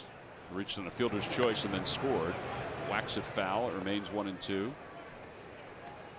Freddie Galvis at the plate. 1 ball, 2 strikes. Leslie Goodell is standing by with a very special guest. Les? Yeah, it's no surprise, T-Mac, that Charlie Manuel and Jim Thome are so close. Both very well respected as people and for what you've done in the game.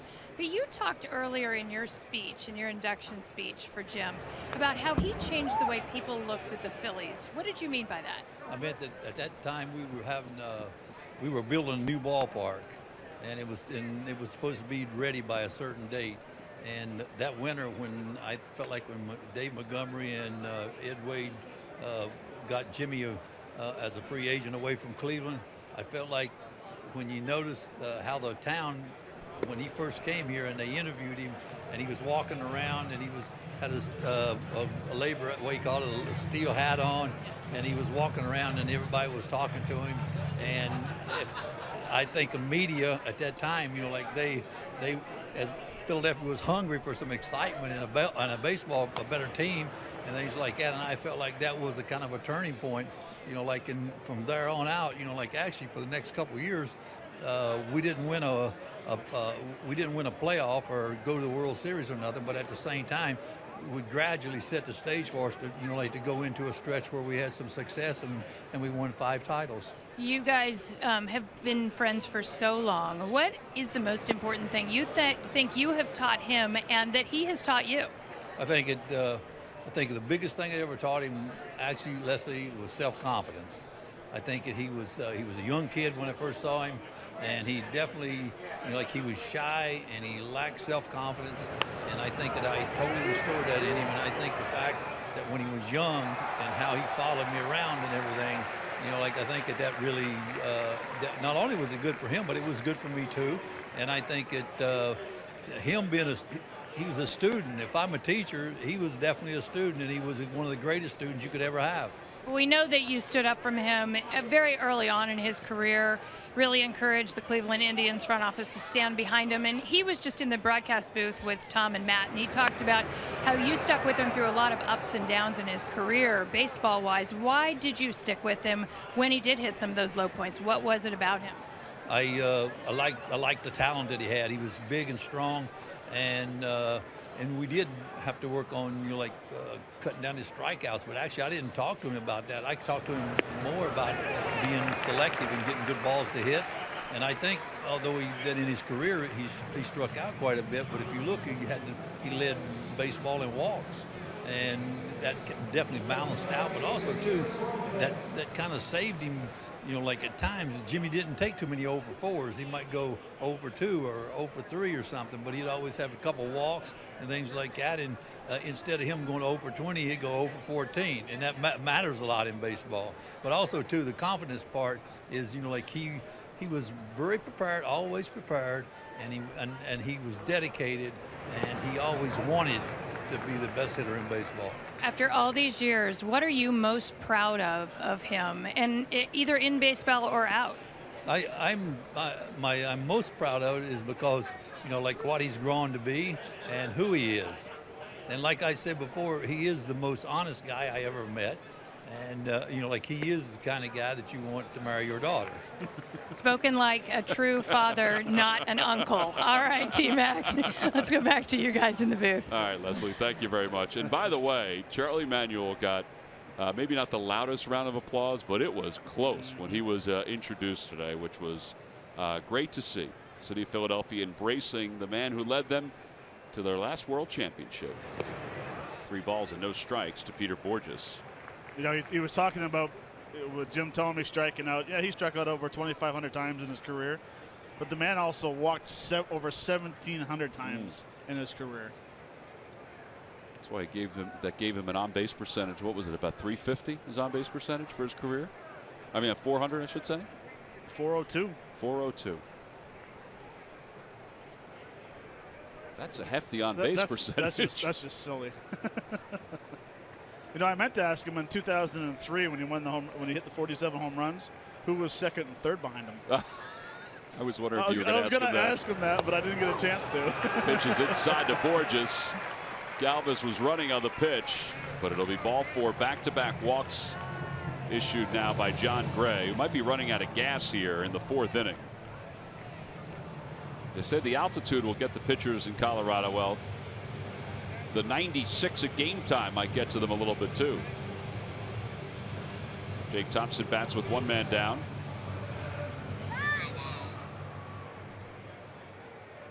You think a bunt's in order here, Matt, or are you going to let him swing away with 1 out? I'd say he's going to swing away. I'd say he's going to bunt. He squares and takes outside, 1-0.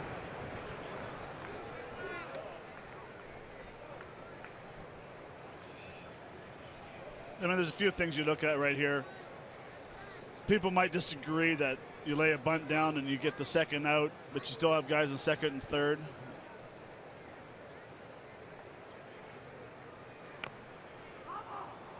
He's going to bunt the ball to 3rd base, though. Yeah, if he bunts it there in front of the plate, then Hundley will fire to 3rd.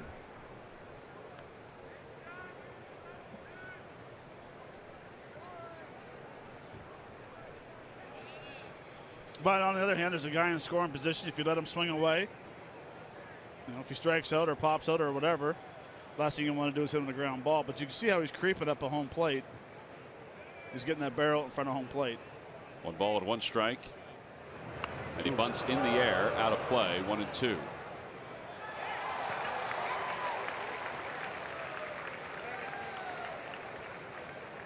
On the Toyota Major League scoreboard, Atlanta 7, Washington 3. Freddie Freeman, a 3-run home run. Braves have been playing some good baseball since the All-Star break, and definitely since the calendar flipped to August. They're 25 games back, of course, and 9.5 games behind the Phillies, but they're scoring some runs recently. Thompson fouls it off to the right.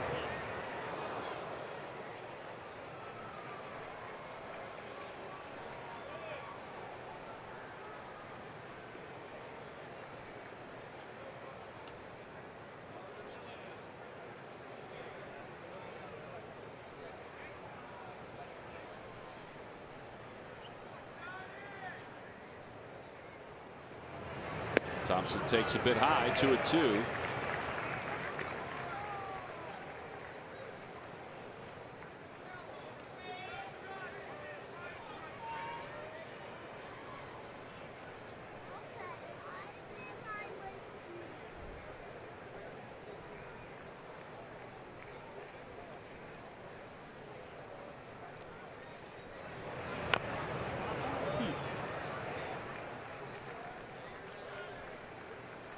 I think you guys mentioned in his Major League debut that he looked very hitterish. I think Ben made the comment that he has kind of a different stance than most pitchers. Back foot is right on top of home plate. Right on top of it. And he's up. A little open stance. He's up in the box, too. Runners lead off. Now time is called. Freddie Galvis was getting a decent-sized lead off second.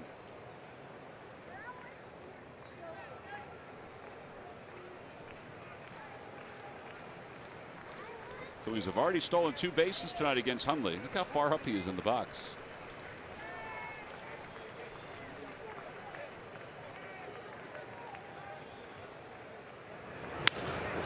ground ball off the mound. Descalso to second for one, over to first in time. 6-4-3 double play. Phillies leave one here in the fourth inning. No runs, no hits, 2 walks issued by Gray for the books. Hall of Fame night rolls on here at Citizens Bank Park. Jim looking a little casual right now.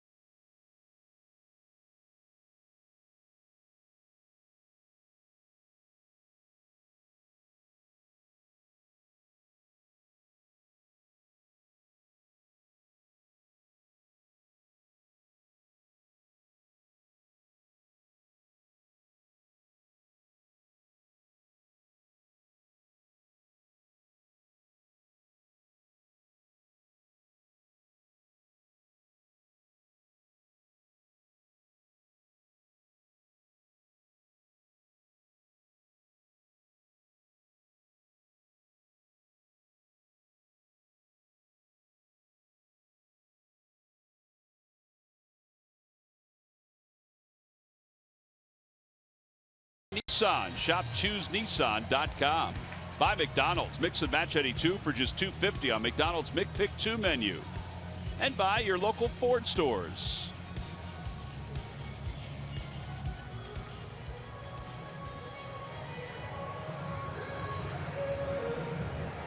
Three to 2, Phillies on top. We move to the top of the 5th inning. Jake Thompson's allowed only 2 hits so far. Rockies scored a run in the second thanks to 1 hit. There was also an error and a strikeout wild pitch. Thompson threw many more pitches than he needed to get through that inning. And then the home run by Charlie Blackmon. Now he'll face Descalso, the pitcher's spot, and then the top of the order for the Rockies.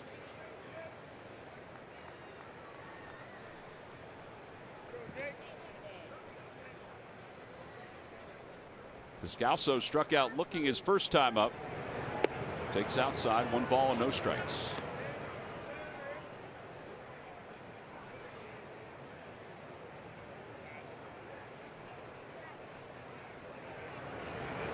Outside, 2-0.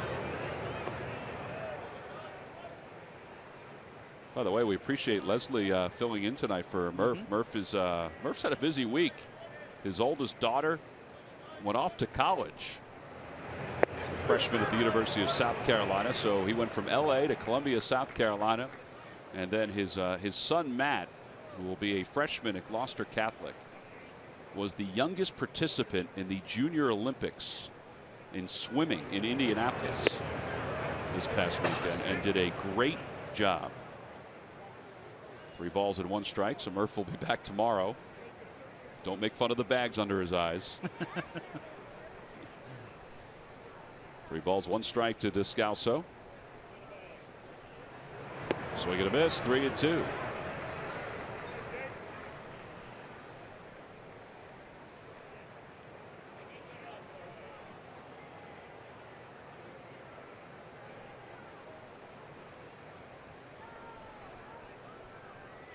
Ball 4.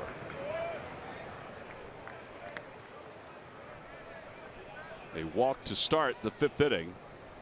Saturday, August 20th is another fantastic night here at Citizens Bank Park. That's because all fans, compliments of Toyota, will receive the replica of the Harry Callis statue here at the ballpark.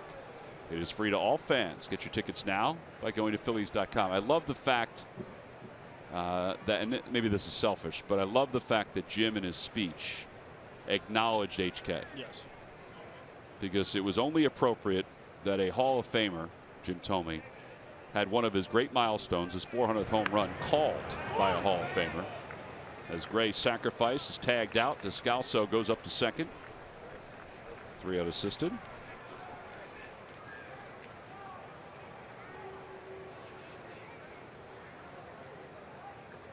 Runner at second base with one man down.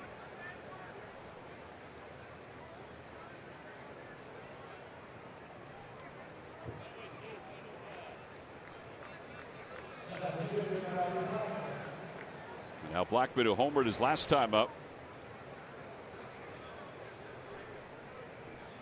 You know, around the trade deadline, folks talked about maybe the Rockies trading Charlie Blackmon. Oh, I don't think that's a good idea. I would agree. I mean, if you're the other team, it is.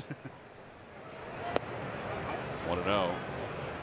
He has as quiet a leg kick as you will see around baseball.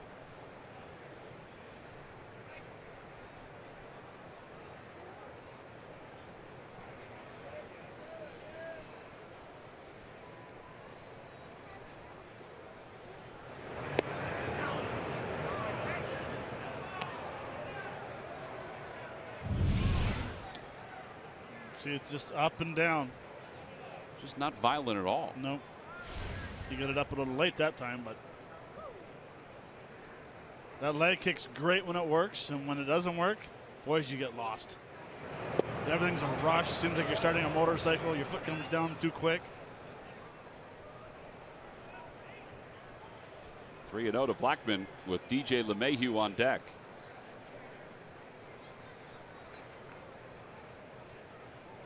Thompson seems to be careful with the inside part of the plate to Blackmon, who homered his last time. Yeah, that home run he hit back in the third inning. His leg kick wasn't late, it wasn't early, it was perfect. I think he thought that was going to be a 3-0 strike, but Gary Cederstrom thought differently. And runners on first and second now for LeMahieu. Look at Freddie. You can read Freddie's lips about that last pitch. He goes, that was a pretty good pitch.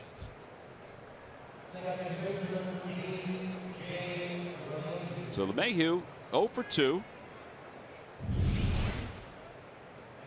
See how height-wise, maybe it was low. It looked like it went across the front knee. Blackmon thought it was a strike. He did.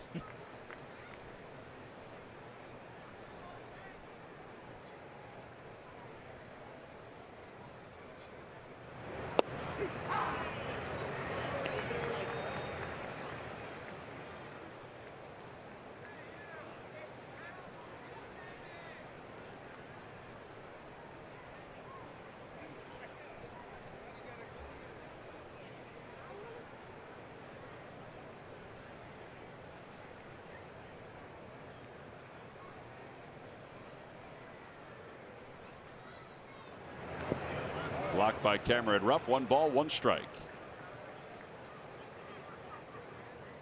By the way, those 2 walks that were issued by Thompson, his first 2 walks of the evening.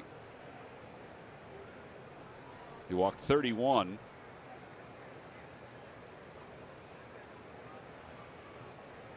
During a stint in the minor leagues. See his pitches by inning.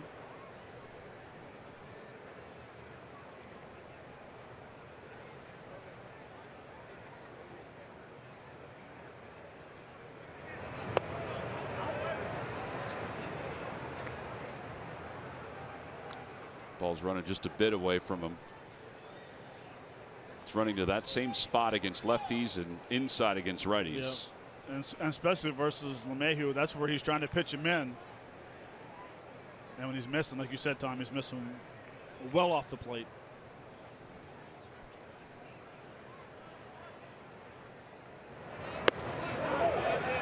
They appeal, no swing, says Eric Cooper. And now it's 3-1.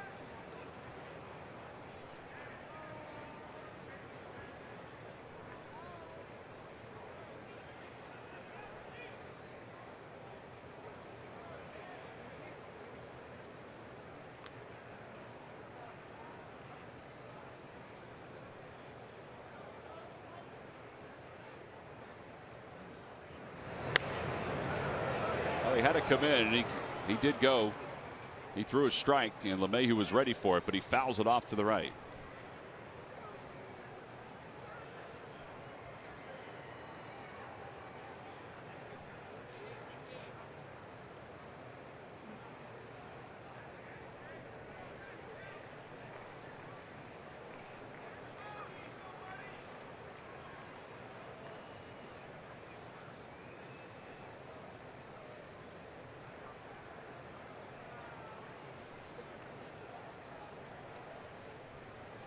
I didn't see what Cam was calling there, but obviously Thompson wanted something else. Well, he threw a 3-2 changeup earlier in the night for a strikeout. Runners go. Pitch is whacked foul. The count remains 3-2. LeMahieu is not a guy that will strike out an overwhelming amount, so maybe that's why. Contacted her. Yep, that's why the runners went.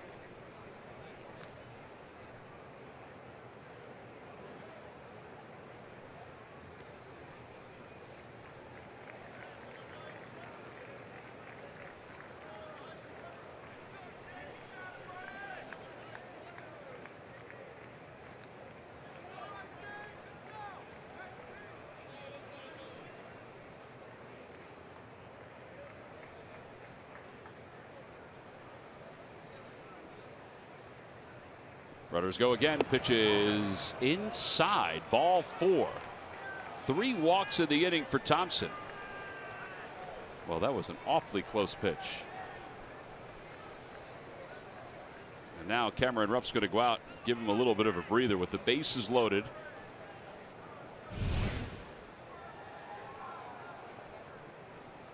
Strike. Oh boy, is that a strike.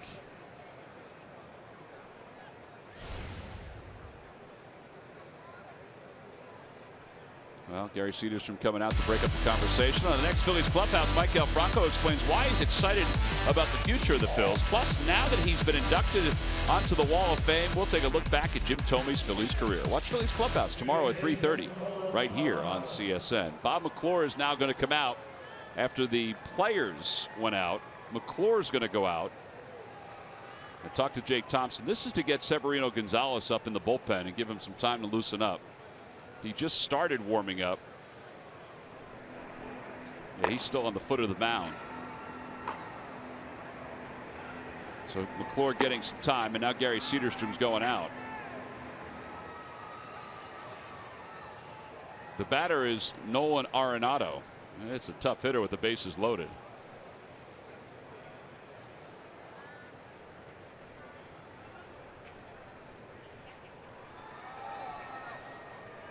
Arenado tonight is struck out looking. He's also flied out to right field. 3-2 Phillies on top.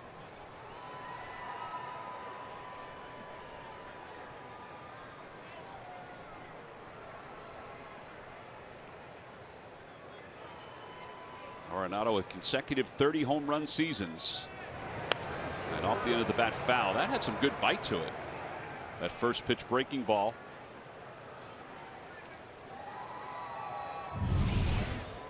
Yeah, this has probably been his best pitch the whole night. Is that not necessarily 12-6, but that pretty good overhand curveball. It has good bite to it.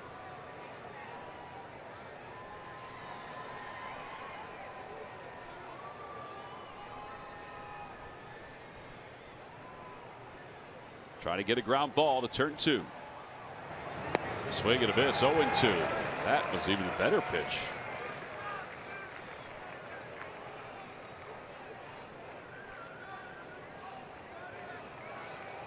He's got to be careful with when he's getting the sign and he's staring in. He's almost doing like he wants to start and stop. Like he gets the sign and he gets the location, and then he wants to lean up a little bit, but he's catching himself, which would be in the box. Yep. See where Arenado ranks in a number of categories with the National League. We mentioned the home runs, the RBIs. He's a very talented young man. And with the bases loaded, Thompson ready to deliver the 0-2 pitch. Fly ball right field. That's going to get a run home. Borges over toward the line. He's under it. Makes the catch. And the throw goes towards second, and LeMahieu slides in safely. A run scores, and we're tied up at 3. So Descalso scores from third, and Arenado gets his 93rd RBI of the season.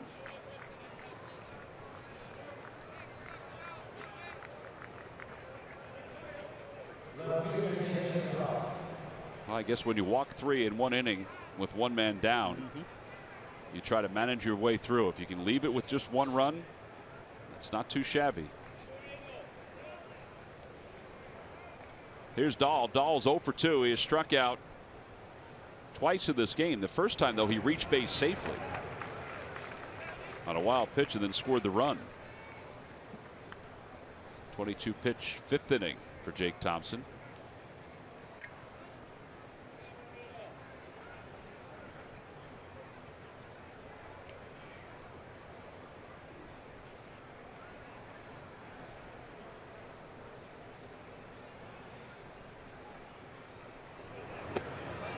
Changeup. Yeah, he's been, with all hitting, he's seen a lot of curveballs, a lot of changeups. The waist fastball inside or up in the zone.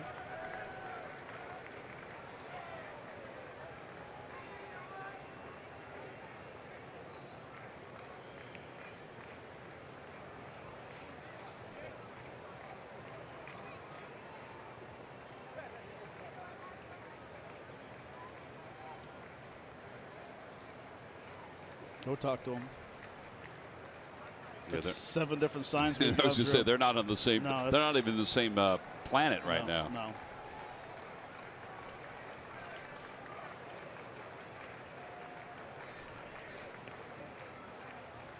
Should be a fastball in. Yeah, the 0-2 pitch.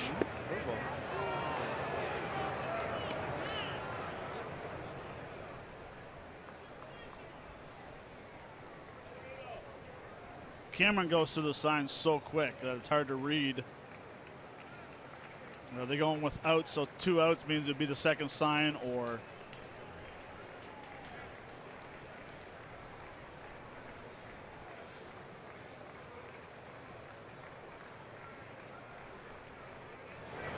Tapper over to shortstop. Charging is Galvis. He's got to hurry. Throws on the run in time to get Dahl. So the Rockies score 1, but not a bad job of pitching by Thompson. He allowed just 1 run. We're tied up at 3 as we go to the bottom of the 5th.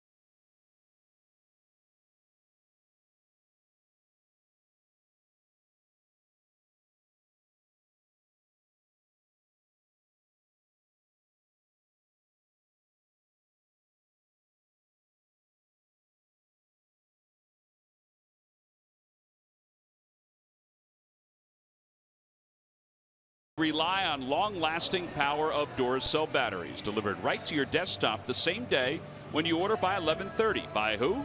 Who but WB Mason. Bottom of the 5th inning. We're tied up at 3. 3 runs on 2 hits for the Rockies. 3 runs on 4 hits for the Phillies. Each team has committed an error. Jake Thompson walked 3 in the top of the 5th. His night is most likely done just because Severino Gonzalez was warming and now Elvis Araujo is warming. John Gray's still out there as Cesar shows bunt, takes a strike. It's 0-1. Cesar set the tone with a leadoff triple in the bottom of the 1st in a 13 pitch at bat. The longest at bat pitch wise in his career. 0-2.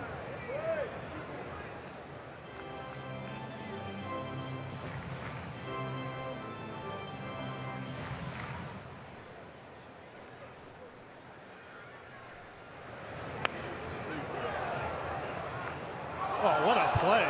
Some young man in a Rockies t-shirt came running down the stairwell and reached up with his glove to make that catch. This was excellent.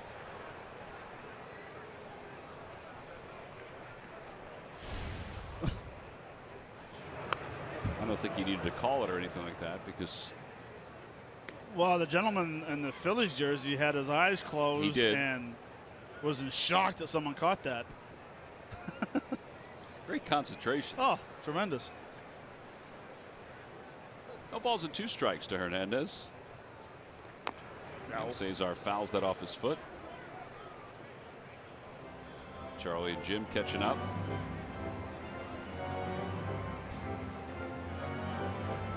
Tremendous bonds. Jim's dad, as you probably heard if you saw his speech, he landed. We're on TV. Jim's dad just had surgery, so he was unable to travel to see the ceremonies. 0-2 fouled again. A little tapper.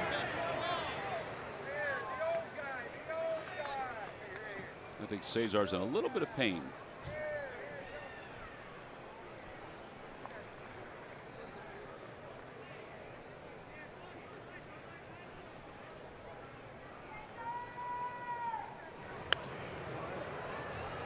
You know, sometimes fouling a ball off your foot as a left-handed hitter can be a good thing because you get angry at yourself by saying, okay, stop casting your hands away from your body and surrounding the baseball. Keep your hands tight into your body and stay through the ball. Just a little reminder. And now it's a painful reminder. Sure is. But it's worth it. Until you do it back-to-back swings like I did in 1991 versus a pitcher by the name of Ed Martell, who pitched for the Yankees. Back-to-back pitches, sliders down and in, same spot. I talk about a dummy who's doing that. Well, you didn't mean to do it. No, but it wasn't nice that he threw the next pitch the same spot. Because you know left-handers love that pitch down and in.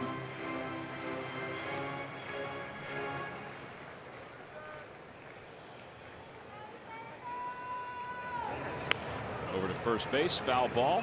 We've seen this story before. The 13 pitch at bat is first time up. 1 ball, 2 strikes here. We're not at 13 yet. The second at bat, he saw a lot of pitches as well. Not at 13 yet, but this is 10. 7 foul balls.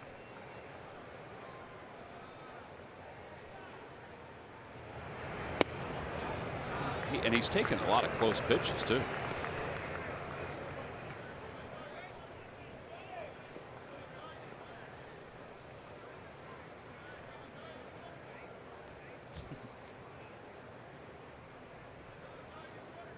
John Gray on his way to his next 100 with this offering right here.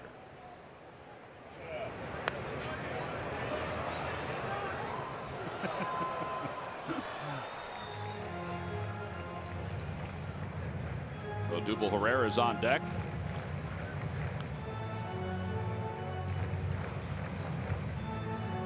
Well, the 13th pitch of his first at bat was a triple to right center field. Now here's the 13th pitch of this at bat with the count 2 balls and 2 strikes. Breaking ball, and he strikes out. So Gray loses the battle the first time, wins the battle the third time. It took him 26 pitches to finally get Cesar Hernandez out. Think about that. A quarter of the pitches basically that he's thrown tonight, he's thrown to Cesar Hernandez.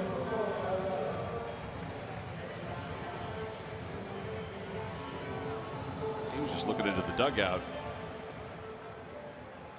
A right-hander is warming up in the pen.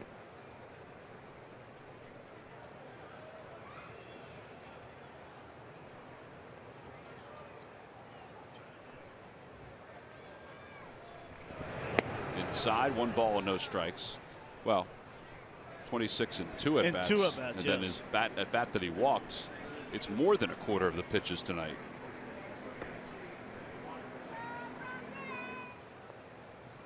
Caracidi is warming up. He was just added to the roster today. 1 ball, no strikes to Herrera. Shows bunt, takes inside, 2-0.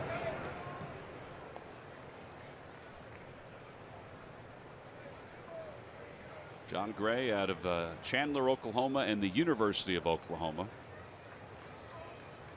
3rd pick overall by the Rockies in 2013.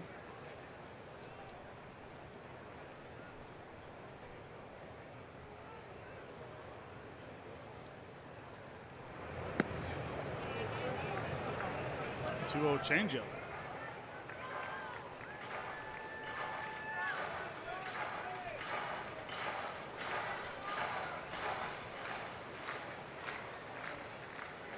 Give him the green light right here. And ball 4. Herrera walks.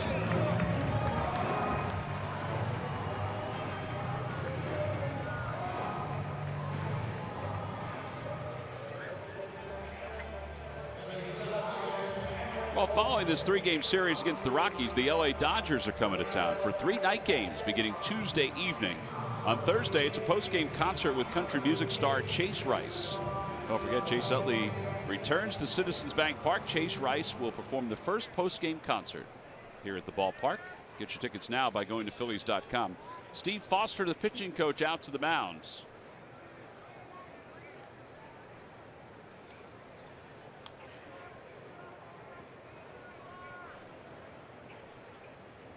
.106 pitches for John Gray. Remember, it was only a couple years ago that the Rockies were using that taxi squad rotation, where they'd have the starter only go 4 innings or so and throw 75 pitches, and he was done. It's a good way to bring in free agents. Odubel leads off first. Altair ready. Odubel goes and stops. Strike 1. Odubel has stolen a bag tonight.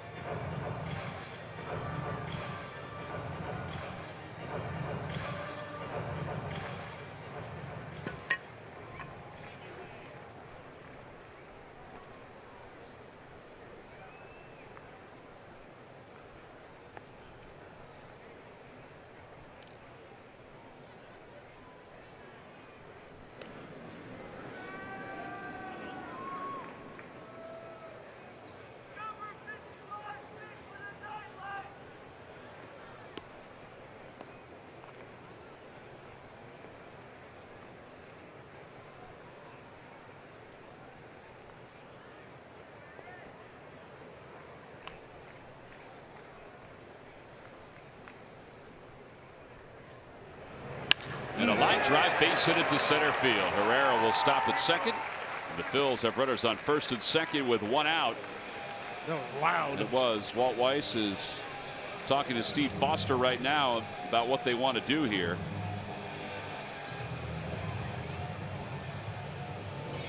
Take a listen.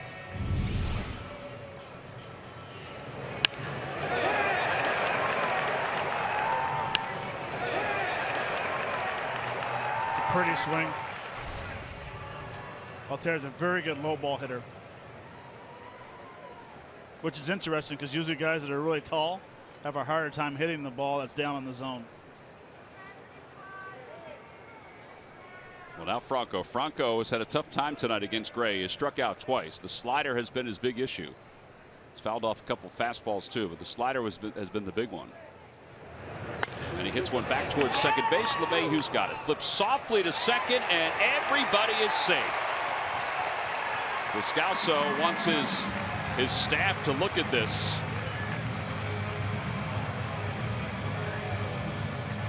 Tom Reynolds is on the phone. just said he was out. And Reynolds just told Walt Weiss that he is out, so they will review this. Watch his right foot. Looks like he drags it on the back of the. Well, back of the bag. Yeah, I mean, if that's indeed where it was, but you're right, it looked like he was on the back edge of it. Descalso thought that immediately. Adrian Johnson is the second base umpire to your right. Gary Cederstrom, the home plate umpire, is the crew chief, so that's why he joins him.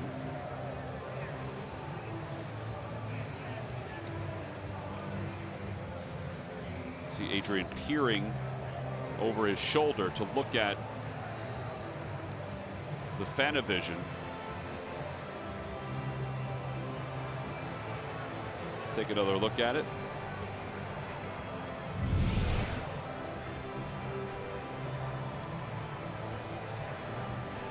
I guess that's the key, Matt. If they can completely agree that the foot was on the back of the base. Right.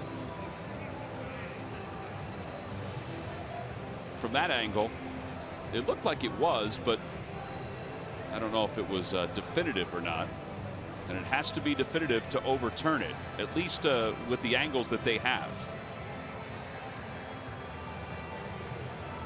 Well, it turns out to be a decent sized play, too, because you look at bases loaded and one man down compared to first and third with 2 outs. Another look. Do you think that they can confirm that it was on the back of the bag? That's a good question. I mean, maybe they can if they slow it down and take a real close look at it. Tom Reynolds was pretty emphatic, though, on the phone. He said he's out. The Rockies have not challenged yet, so this is their challenge. When we reach the 7th inning, whether a team has a challenge left or doesn't, they can ask the crew chief for a crew chief challenge. And as we learned on the last road trip from the 2 umpire crews, most of the time, 99% of the time, if it's the 7th inning on, they're going to review it if it's requested by the managers. Well, this is a long one, and it's because of what we showed you, whether it's definitive that his foot was on the back of the bag. Take another look.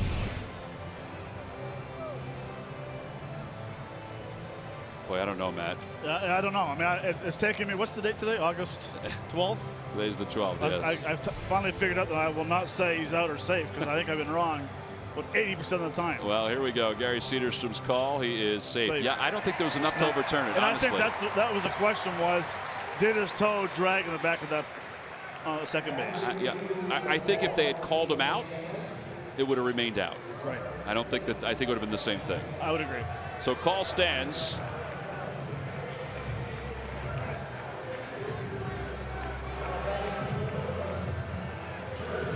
It's a fielder's choice for Franco that loads up the bases, and Ryan Howard is the batter. Howard, the last time he had the bases loaded was in Los Angeles on Wednesday, and he doubled to the right field corner.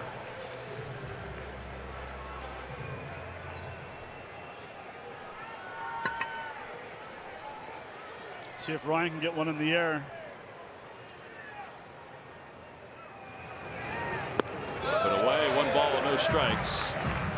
His first 2 at bats hit the ground balls to the right side, but they do have the shift on, but not as bad. The second baseman was playing double play down. Yeah, I think his first ball would go through here. I would agree. LeMahieu was out in shallow right when he hit it last time. I would concur. 1 ball, no strikes to Ryan Howard. And Howard hits it well, deep to right center field, way back there, gone into the Rockies bullpen. Grand slam for Ryan Howard.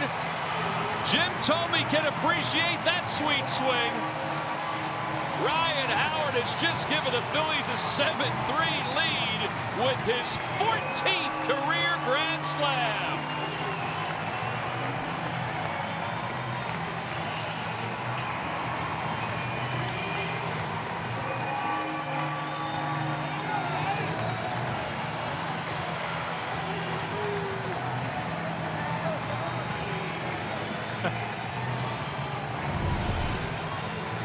You think Big Jim can appreciate this swing? How pretty it is. Look at that. That's how you stay inside of baseball, people.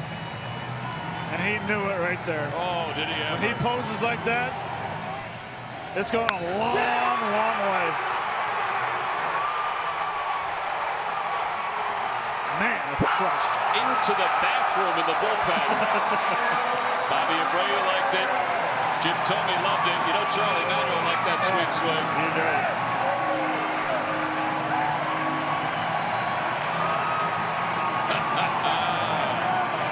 The franchise leader in grand slams with now 14. Take a curtain call, Ryan. Well deserved. Pitching change. Hey, Kurt Schatzel of Cherry Hill, you won $100. McDonald's home run jackpot.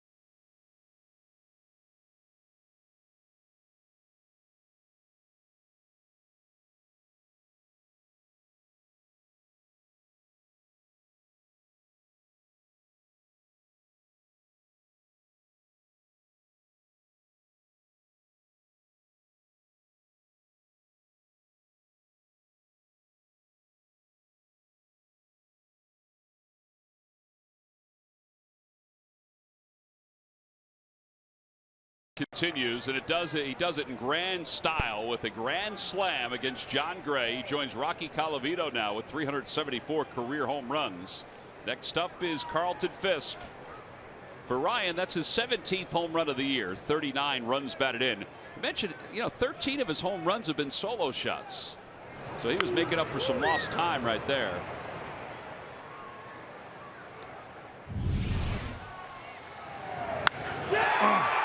Nitro zone.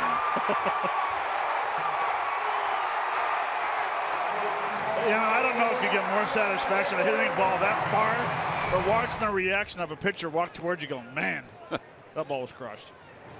Oberg delivers low. It's 1 ball, 1 strike. Caracidi had been warming up, but Oberg got up a few minutes ago, so he's into his 20th game, 1-1, a 5.73 ERA. And you can close the book on John Gray, who was sopping wet by the time his outing was over with.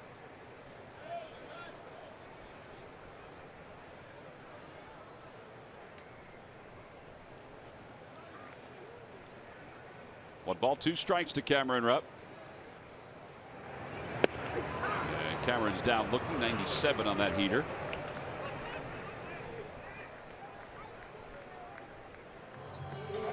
And now Freddie Galvis.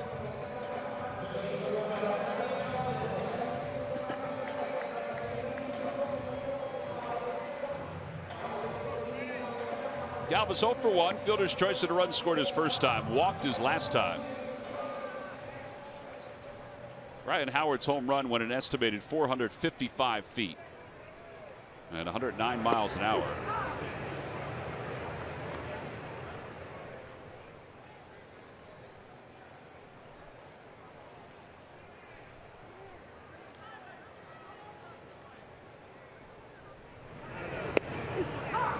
Oh, and 2.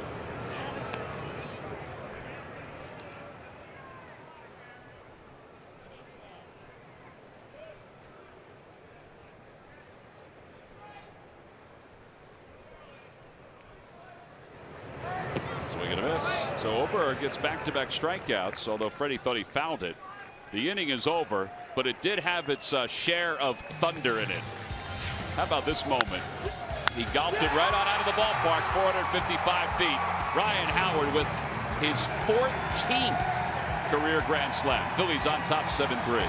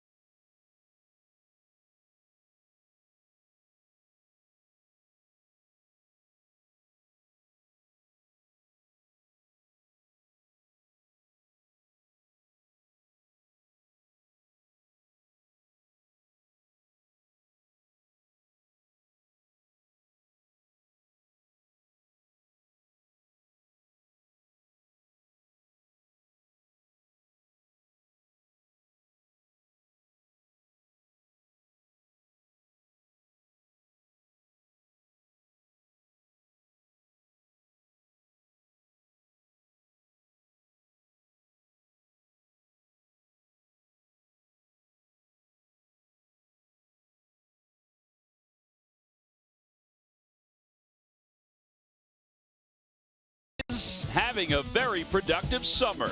When the calendar turned from May to June, Cesar turned it up several notches at the plate and is hit with an average in the mid-300s for 2+ months. Hernandez has provided a spark at the top of the Phillies lineup and currently ranks among NL batting leaders in bunts, infield hits, triples, 4-hit games, and stolen bases. His offense has been very consistent, and it's brought to you by Independence Blue Cross. Live fearless. Well, Cesar's the Philly of the week, but the Philly of the evening is Ryan Howard with this grand slam that broke a 3-all tie and has given the Phillies a 7-3 lead as we go to the top of the 6th inning. Howard was 374th career home run. Elvis Araujo is into his 31st game, so Thompson's done after 5 innings, 2 hits, and 3 runs, 3 walks and 6 strikeouts. Jake was definitely better tonight than he was in his first game. Just more under control. I would think the thought is he'll just keep getting better and better with each outing. Well, he's going to more relaxed, you know, not put so much pressure on yourself every time you go out. Gerardo Parra will lead it off. He is 1 for 2. He's singled. He's also lined out. First pitch inside. 1 ball, no strikes to Parra. Michael Marriott is warming in the bullpen behind Elvis. Elvis will be used against the 2 lefties in this inning and the switch hitter Nick Hundley. Get Hundley to bat right-handed.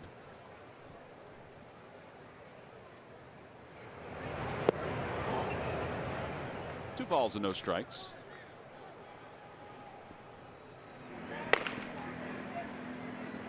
There's Marriott.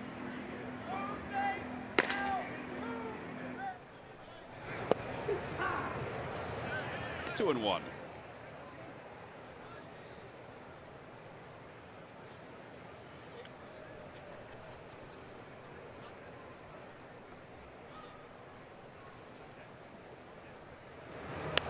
Popped him up, foul territory. Maikel Franco is over, and he's got room. Makes the catch right along the railing. Good communication by Cameron. Cameron getting over to the wall, yelling you have room, makes it a lot easier play. So 1 out, and here is Nick Hundley.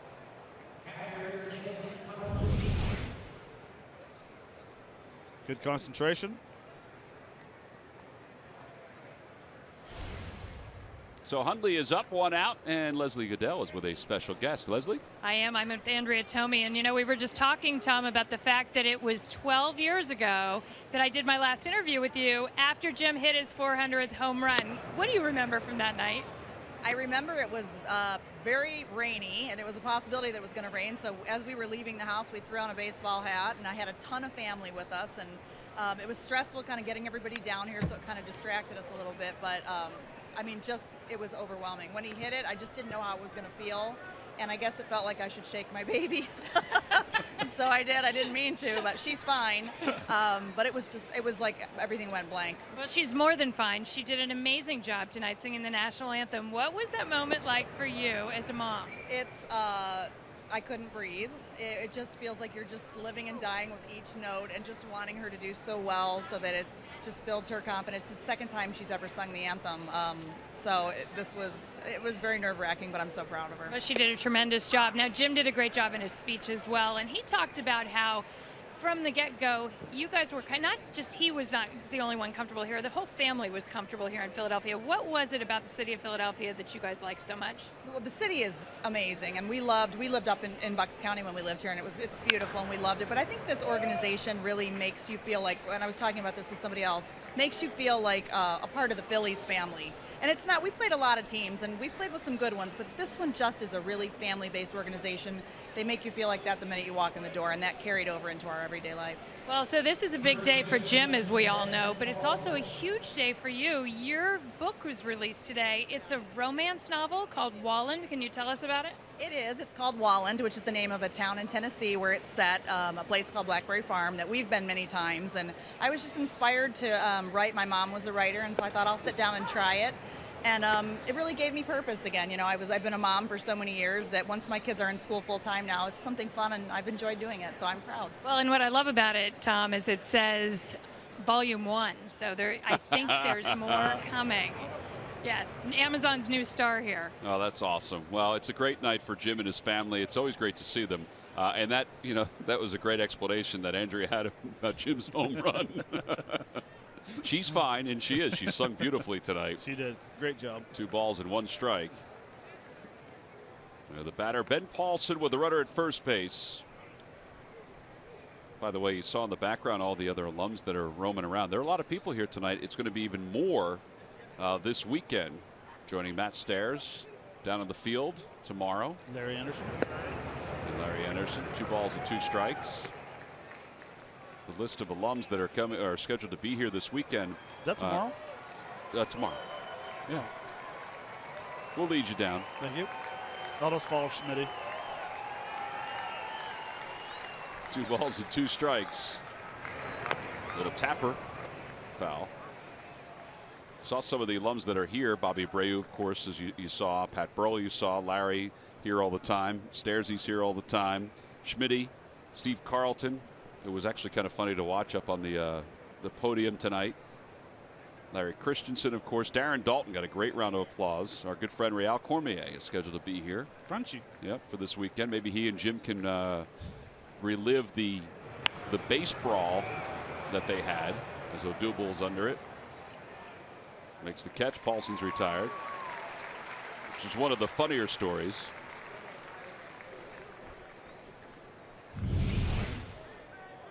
Here's that home run, number 400 for Jim Thome. She's right. It was rainy that day, and I think a lot of folks thought, please let this stand.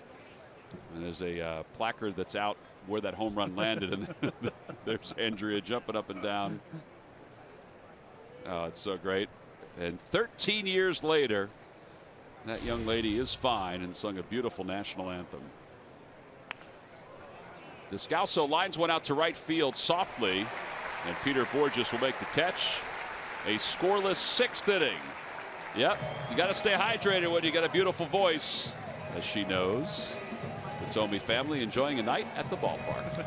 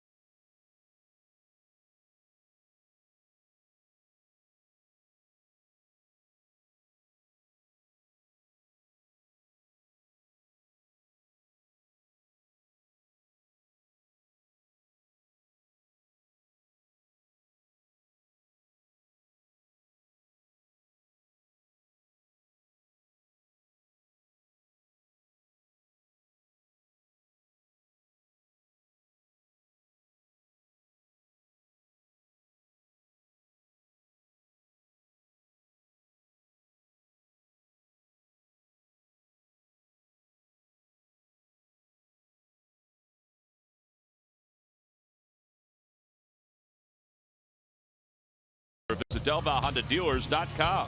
By Xfinity. Xfinity X1 will change the way you experience TV. And by WB Mason. You can't go wrong when you buy rights.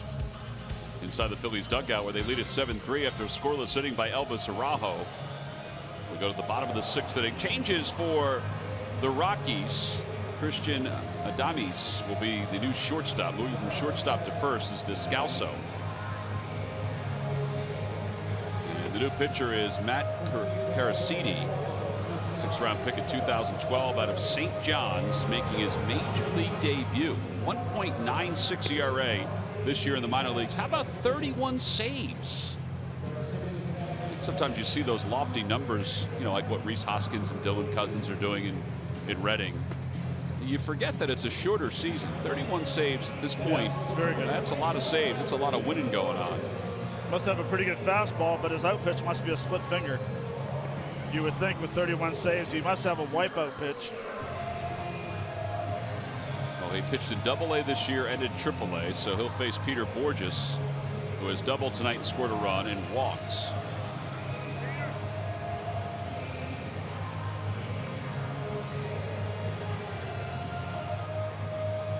Eddie Ramos is loosening up in the bullpen for the Phils. Phillies trying to get some outs here. They need 9 more outs to give Jake Thompson his first major league win.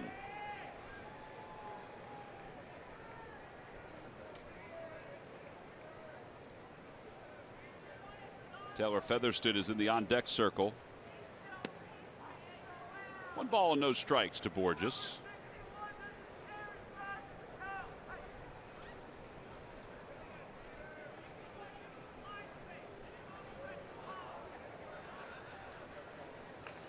Not sure what that was about.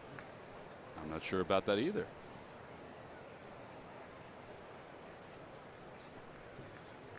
This was the first major league pitch. Well, you know what? That could be what it is. I have to admit, we've seen a lot of firsts, usually first strike. Well, I guess the first pitch they keep. Yeah. Got to get it authenticated, though. I've never seen a first pitch, unless it's a special ceremony where you throw the first pitch and they throw the ball out of the game, but I've never seen for a rookie. A high fly ball to left field. Dahl is under it. Time now for our Jeep Stuff the Fans trivia quiz answer. All right, Matt, here we go. What 2 players were tied for second behind Jim Thome and for the 2003 National League home run leaders? Okay, I have a second. I got to break this one down. Barry Bonds was 1. Barry Bonds is correct. But I'm caught up between Albert Pujols and Richie Sexton because I played with. Albert Pujols is a good guess. Richie Sexton is a good guess. Sexton had a very good year in 2003. Is that when he hit the scoreboard? I'm going to go with Richie Sexton. Richie Sexton is correct. Log back on to Phillies.com to find out if you're the winner of the Phillies prize pack. Figure you couldn't go wrong with Barry Bonds. Fly ball to center field. Yeah, at that point, sometimes you think it's a surprise when he doesn't lead the league. So Featherston's retired on 1 pitch. Caracini's probably thinking, this is easy. Why did it take me so long to get here?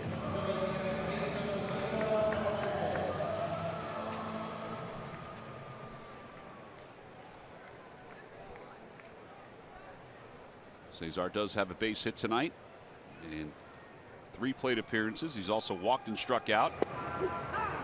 0-1 on that 96-mile-an-hour fastball. So 13 pitches, 8 pitches, 13 pitches. So 34, now 35 pitches for Cesar Hernandez.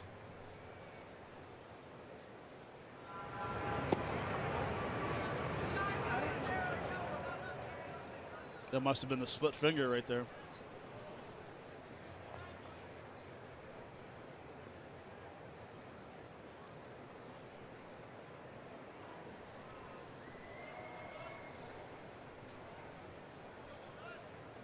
%.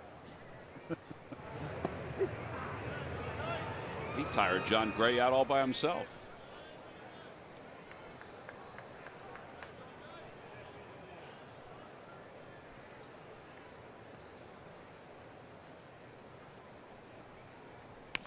Off the hands, blooped out towards center, and that's a base hit. Well, the quick pitch did not phase Cesar Hernandez at all. And Cesar is now 2 for 3. Again, I don't understand it. I don't understand pitchers that have a 96, 97 mile-an-hour fastball. He just threw 2 great split fingers. When you quick pitch, what happens? You don't get movement on a ball. You're trying to catch the hitter off guard. I mean, I'm glad he did it. I don't know if you have to keep a hitter off guard when you're ahead of him like he was. Yeah, or continue throwing that split finger, which is a tremendous pitch. Well, now with 2 outs, Odubel Herrera is the batter. Odubel's 1 for 2. Takes outside, 1 ball and no strikes.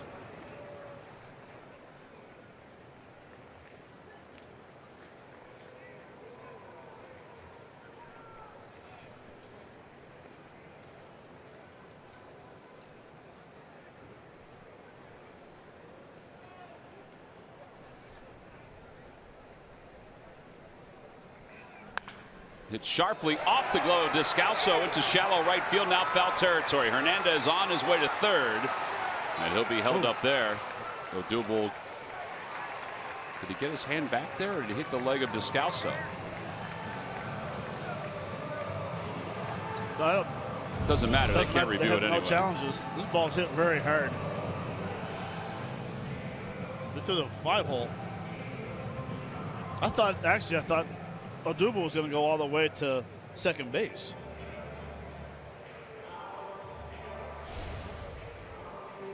Now, whether Odubel got back or not, and that has been scored in E3.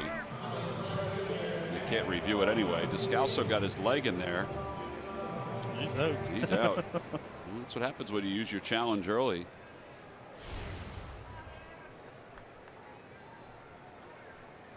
First and third with 2 outs. And a little number out towards shallow right field. That's going to drop in for a base hit. A run scores. It's 8-3 Phillies on top. Second hit of the night for Aaron Altair. That was a lob out to shallow right field. But again, it all goes back to the 2-strike pitch of trying to create something instead of staying with your game plan with a split finger or a good fastball. The quick pitch backfired. Now it's not an earned run, but it does cost the team a run. That's a good fastball down in the zone. Better hitting.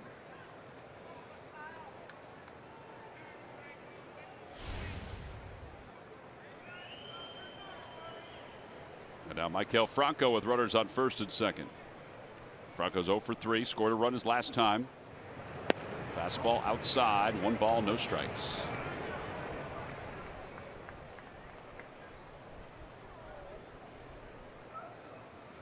Caracini's the 6th Rockies rookie to make his major league debut.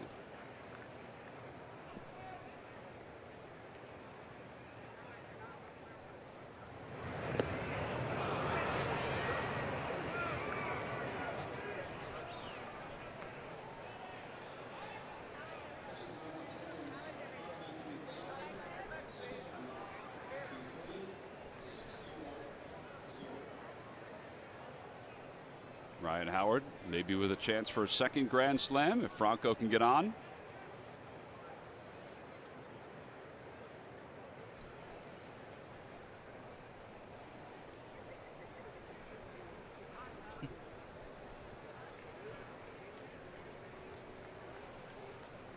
That's why I could never been a catcher.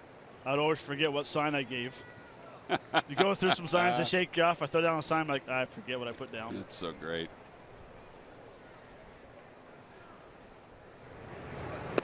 Out front of an off-speed pitch, that's the split. I'm not sure what that one was. Or a straight change.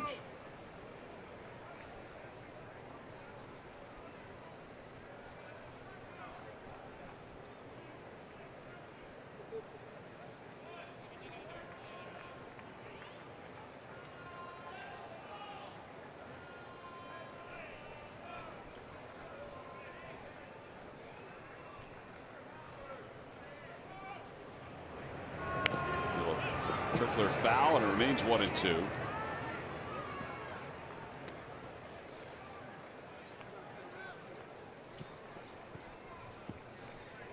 Franco trying to get on with 2 men down.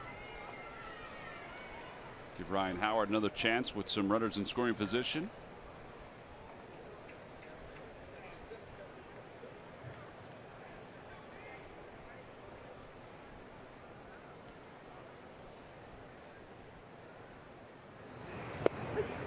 Ooh, on the inside corner, man. Well, if it's a strike then, it should have been a strike earlier in the game with Jake Thompson on the mound. Phillies lead 2, score 1. They lead it 8-3.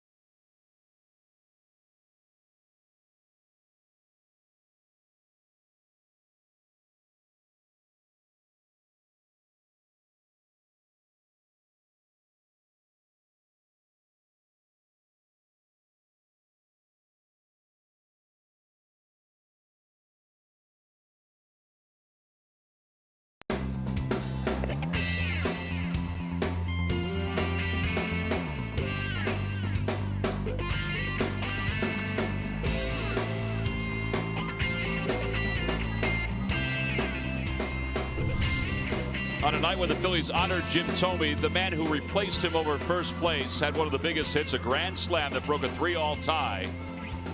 That came in the 5th inning for Ryan Howard, his 14th career grand slam.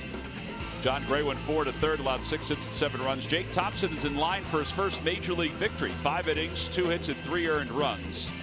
That's all part of your Delaware Valley Honda Dealers game summary. Here's it.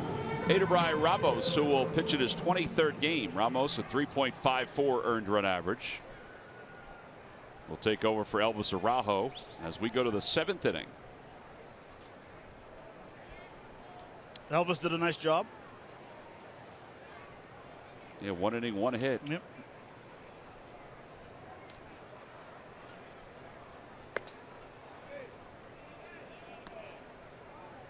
Adames takes up high. This is his first at bat.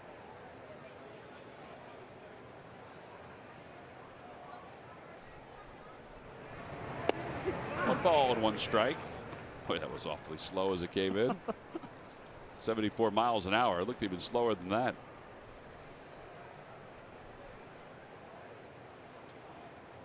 Ramos hitting a $193. Or I should say Adames hitting a $193.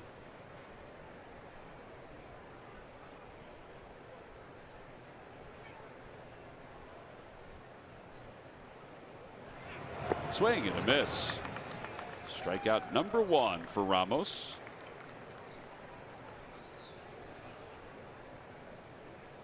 On the Toyota Major League scoreboard, Jose Abreu 2 for 4 with an RBI. White Sox lead the Marlins 4-2. Marlins 6 games over 500. White Sox 6 games under 500. At one point, they were the surprise team in the American League.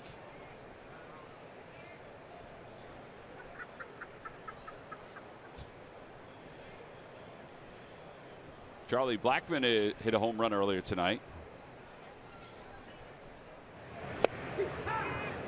0-1.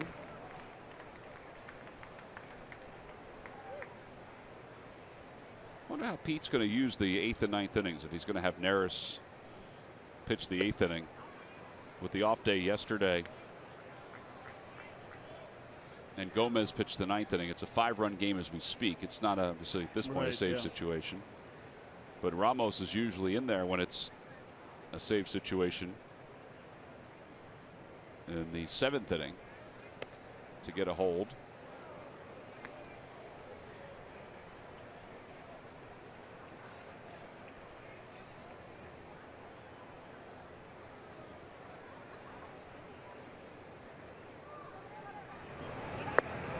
Three balls and 1 strike to Blackman. Well, it'll be interesting because on Wednesday, Hector Neris threw 25 pitches. Jemar Gomez threw 19. But like you said, they did have a day off. DJ LeMahieu waits on deck. And a foul ball. 3-2.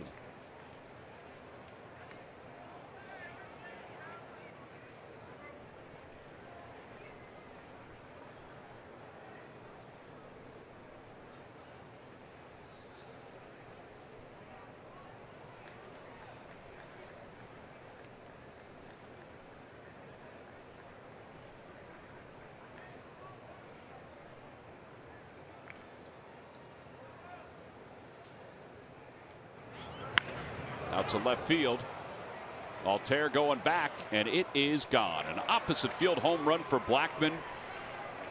And that's his 2nd home run of the night. He pulled one, and he shoots one the opposite way. He now has 17 home runs.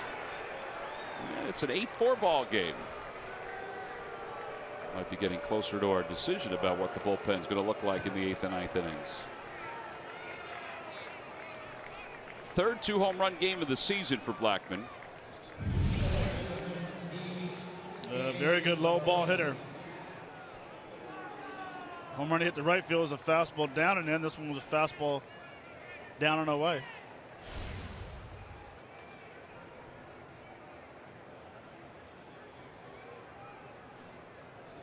And now DJ LeMahieu is 0 for 2. He's flied out and grounded out.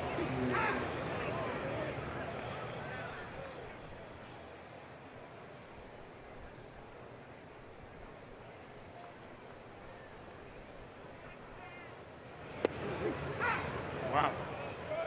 Wicked movement, huh? Well, wicked movement, and the right hand is going up.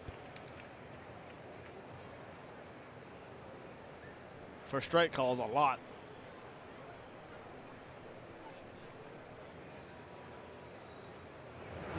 Off the end of the bat, flared out towards center, and that'll drop for a hit for LeMahieu.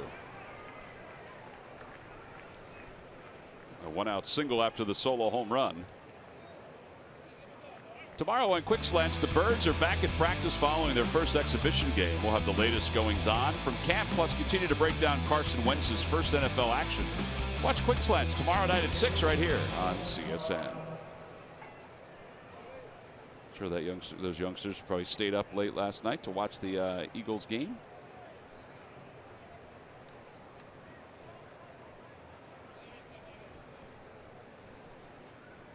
Here's Arenado. Arenado is 0 for 2. A sac fly his last time up. And a fastball at 96, 0-1.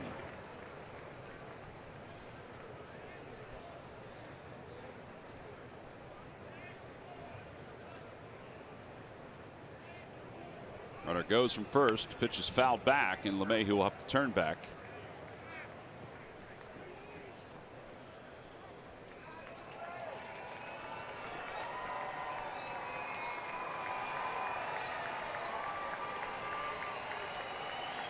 See, that's a play I don't understand and I don't agree with. You're down 8-4 in the top of the 7th, and okay, Ramos is not very quick to home, but if you line up to double play, boom, the inning's done. Well, speaking of a double play, this will be tough to turn it with Arenado running, but he is retired on a 4-6-3 double play. Well, Ramos quickened his delivery to the plate. That gives Ryan Howard a chance to bat when we return in the bottom of the 7th.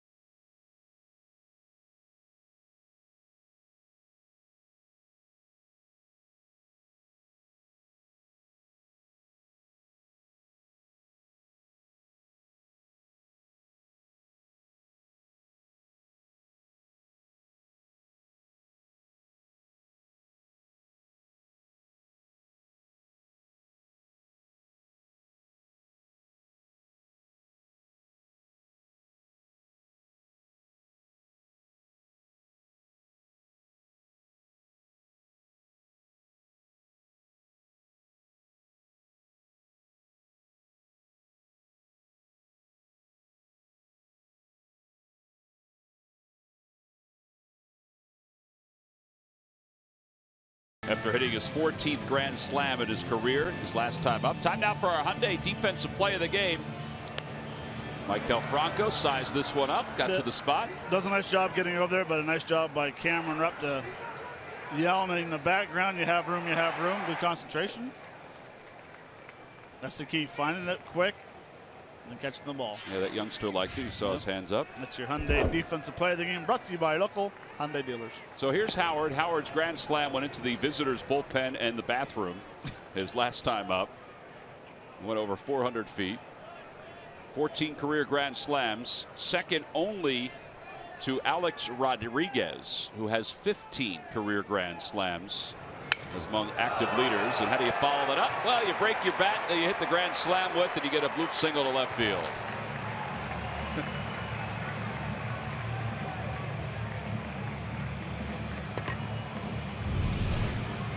You know what? They all count. It's a good sinker. Better nice job of staying on that ball and hitting the ball to left. But this here in the 5th inning, loud. Gotta love the reaction of the hitter and the pitcher. And the guest of honor. And the guest of honor. So Howard has 2 hits. Ryan, since June 23rd, which is 26 games that he's played in, his average is up over 300. 7 home runs and 5 doubles. Here's Cameron Rupp. And he takes inside. 1 ball, no strikes.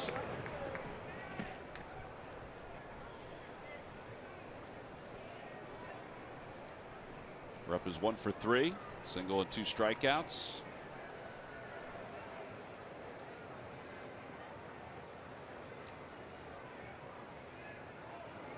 Opposite way, base hit. Howard will stop at second. And Cam has his second hit of the night.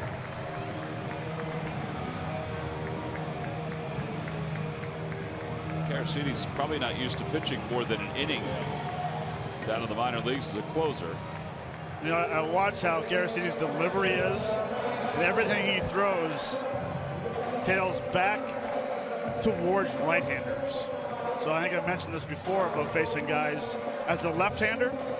You look away, you give him the inside corner. As a right-hander, you expect that ball to tail back into you because of his delivery.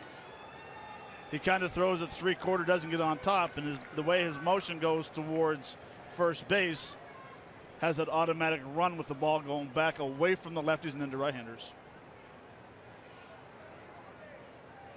And hence the broken bat single to left by Ryan Howard. Exactly. And the sharply hit single to right. Which was a backdoor sinker which came back towards the barrel.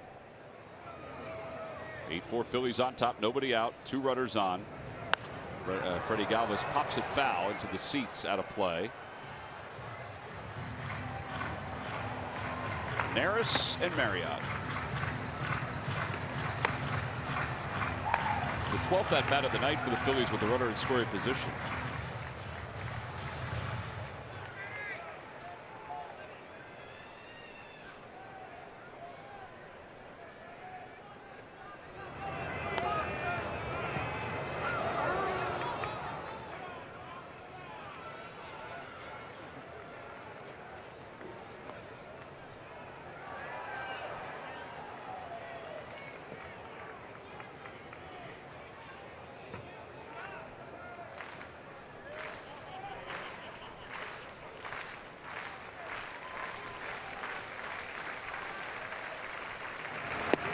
Side, and it's 1-2.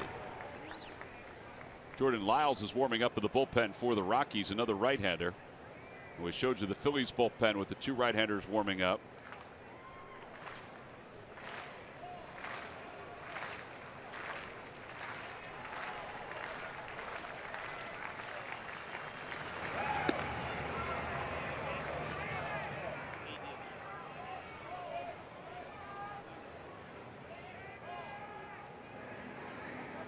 There's Lyles, who we saw as a starter earlier this season for Colorado.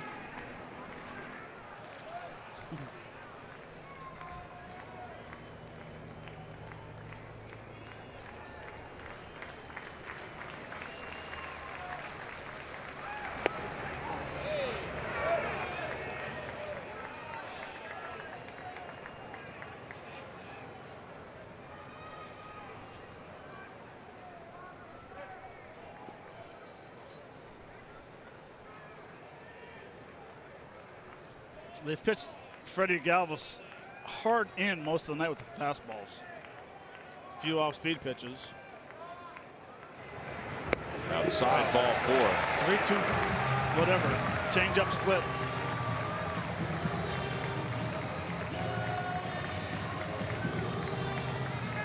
Well, a reminder that later on this year, Bruce Springsteen and the E Street Band will be bringing the River Tour to Citizens Bank Park on Wednesday, September 7th and Friday, September 9th. Tickets are still available for both shows and can be purchased by visiting Phillies.com/Springsteen. Jimmy Paredes is out of the on-deck circle. He'll be up after Peter Borges. Steve Foster's out on the mound. By the way, Springsteen Radio on Sirius XM. You know who the featured DJ was today? Jim told me. It does have a baseball flair to it. Mark DeRosa. Oh. New Jersey's own. That does not surprise me, D-Row being on there.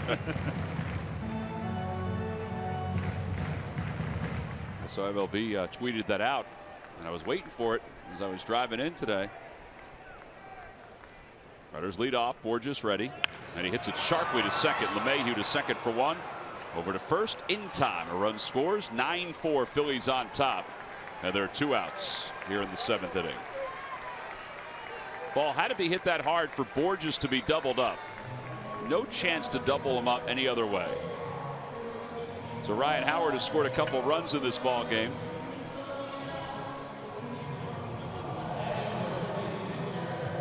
And now Jimmy Paredes will be the batter.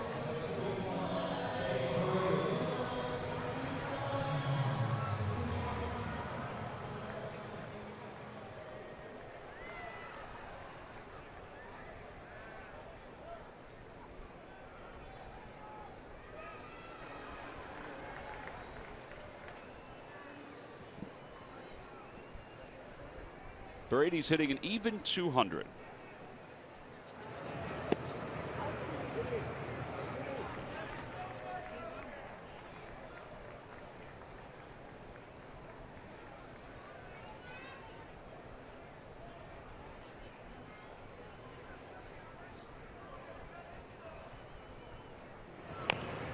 Foul ball off to the right.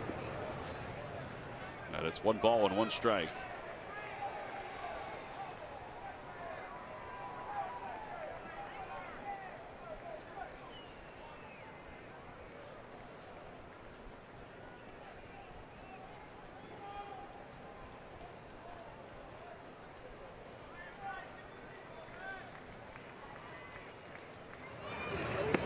Off-speed pitch, 1-2.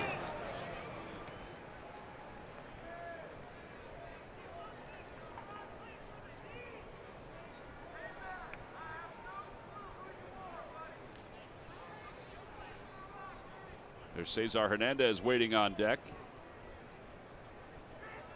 Cameron Rupp leads off third.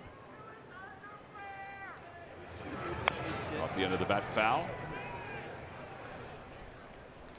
Phillies play 3 against the Rockies, 3 against the Dodgers, and then 3 against the Cardinals on this homestand. A nice extended stay here at Citizens Bank Park. And Pete's hoping that they can reestablish something here at the ballpark with a good homestand. Well, if they take the hitting approach like they've done tonight, they'll have good success. Yeah. Paredes takes on the inside corner. That ball ran back over the black. And it wraps up the bottom of the 7th inning. 9-4 Phillies on top. They've added a run. We'll move to the 8th and be back right after this.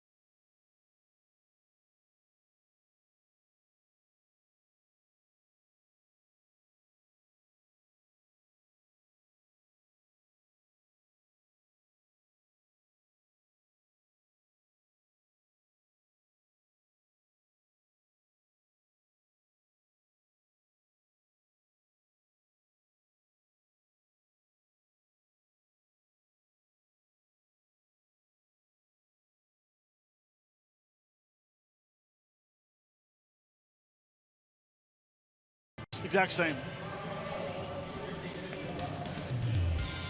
Phillies baseball is brought to you by Toyota. The annual clearance sale is going on now. Toyota, let's go places.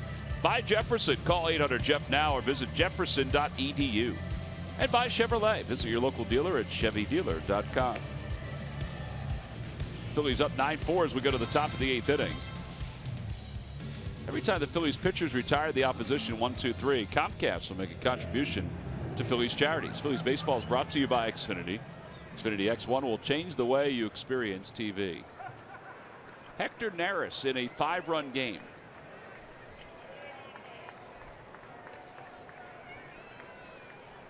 David Dahl will lead it off. Neris 2.44 ERA. Dahl is hitless in 3 at-bats. He's riding a 17-game hitting streak. But didn't he have 15 or 16 straight in AAA before he got called up? He did have a hitting streak going, yeah. He's a guy who was a top pick by the Rockies several years ago. He started the year in Double-A and then hit there, so made his way to Triple-A. He hit .484 in Triple-A. He credits the fact that he spent the offseason with Trevor Story. They trained together out in Scottsdale. Lived together in spring training. And he is hitless tonight as that split gives him his 3rd strikeout of the evening. And that'll bring Gerardo Parra to the plate. Time to get updated on what's going on around baseball. Here's Leslie Goodell. Yes, time now for our T-Mobile greater coverage of baseball. Alex Rodriguez plays in the last game as a Yankee tonight. An RBI double for him in the first, with lots of pomp and circumstance surrounding his final night as a Yankee on the field. And the Chicago Cubs win their 11th straight today. 3-2, a 3-2 drubbing of the Cardinals, and they are now 32 games over 500 for the first time since finishing 97 and 65 at the end of last season. They have a 14-game lead in the NL Central. That's the largest lead they've had as a franchise since the 1929 season, when they had a 14.5-game lead. They did win the NL championship there that year, but they lost in the World Series to the Philadelphia Athletics 4-1. T-Mac? Well, they don't have to worry about the Athletics this year. They are red hot. I mean, watching that game today, we were all watching it in the office, right, Les? I mean, clobbering the ball. We weren't even looking at the screen, and all we kept hearing were pop, pop, and it was one home run after another. Local product Matt Caesar with the multiple home runs in this game, 2 home runs in that game. It was a great game to watch. It wasn't so great for Jerome Williams, but it was a great game to watch. We felt bad for Jerome, the former Phil, who was pitching in his 5th game for the Cardinals and was doing very well up until today. And he had to take one for the team. But just the sound of the ball leaving the bat. Even Jed Jerko's home run late. You can hear it pop off the bat. 1-2 to Gerardo Parra. Had a foul ball. It remains 1-2.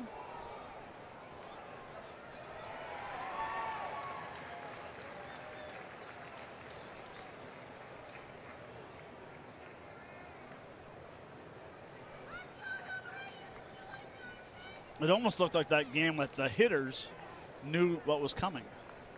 Maybe. You might be right, Matt Stairs. Back-to-back strikeouts for Neris.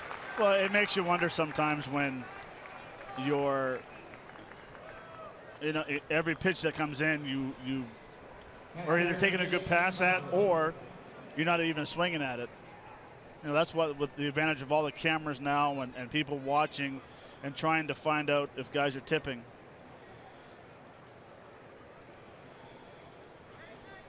Here's Nick Hundley. Hundley has hit tonight in 3 at-bats. Hundley has 2 hits tonight in 4 at-bats as he bloops one in the center. A 2-out single. I thought maybe they would sit down Hector Neris only because Marriott was throwing in the bullpen along with him. But I guess the thought was he was ready to go, so keep him in. Or bring him in, I should say. Even though it's a 5-run game. Ryan Rayburn will be the pinch hitter for the Rockies.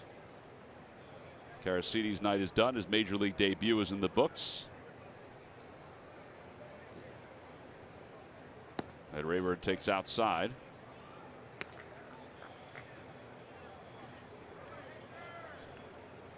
I know what Pete's going to say too when we ask him about whether he thought about bringing Marriott in. We want to win the game. Well, I hope he doesn't say it that way. Well, no, he does. I mean, he's funny when he says it. The first game's the most important one. Yeah. You want to get a W. He doesn't like to. I mean, no manager likes to lose. No.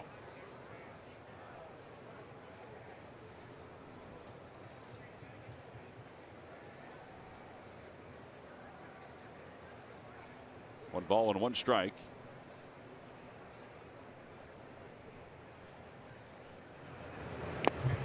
One and two. 96. Phillies are trying to finish off the Rockies tonight. 4 more outs to give Jake Thompson his first major league win.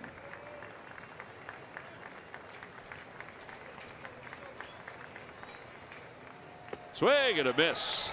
3 strikeouts in the inning for Hector Neris. 10 strikeouts in the game for the Phillies pitchers. We'll move to the bottom of the 8th inning. Cesar Hernandez will lead it off.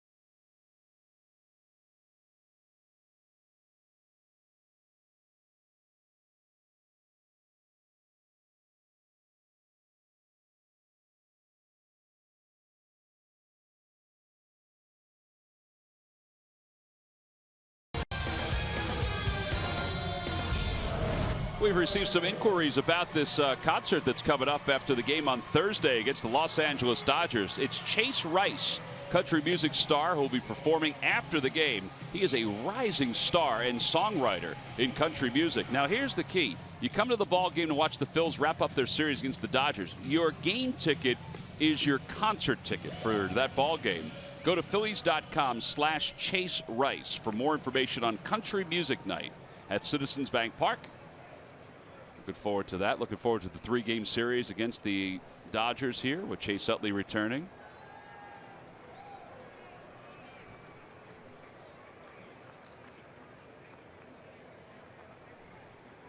'22nd ball game for Lyles. Cesar taps it to the left side. Arenado. Well, I guess he figured he saw so many pitches tonight, he might as well have a 1-pitch at bat. Tired. Yeah. Got a meeting going on in the dugout. Sergeant at Arms Andres Blanco. Cameron Rupp and Bob McClure.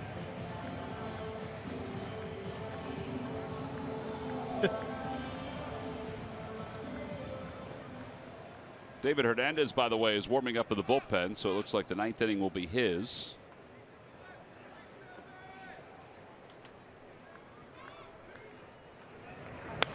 Odubel swings at the first pitch and fouls it back.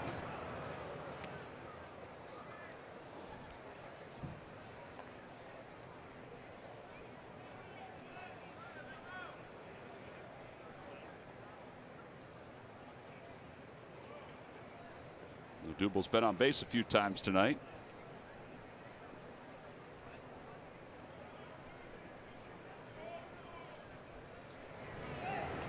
Up high, 1 ball and 1 strike.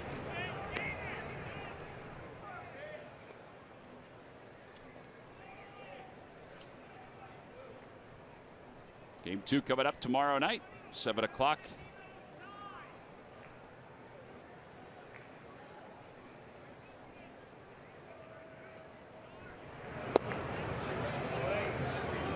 Odubel way out front. Jared Eichhoff will start tomorrow against Tyler Anderson. That'll be game 6 in this season series. Phillies win tonight. They'll have a 3-2 edge.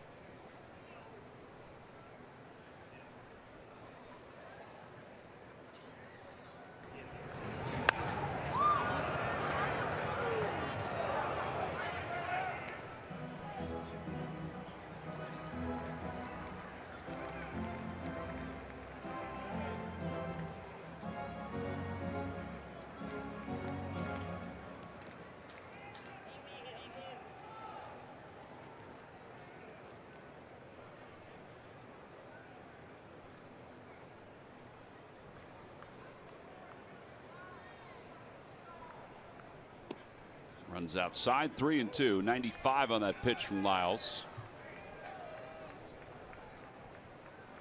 Aaron Altair has a couple hits tonight. He's in the on-deck circle.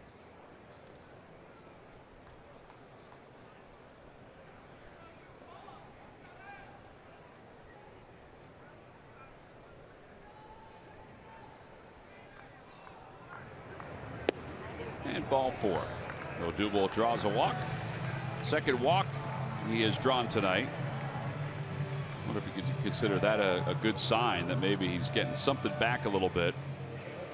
Well, it would lead to something good because you see him more pitches. But even with the last pitch that he took, like his balance is terrible. Yeah. I mean, it really is.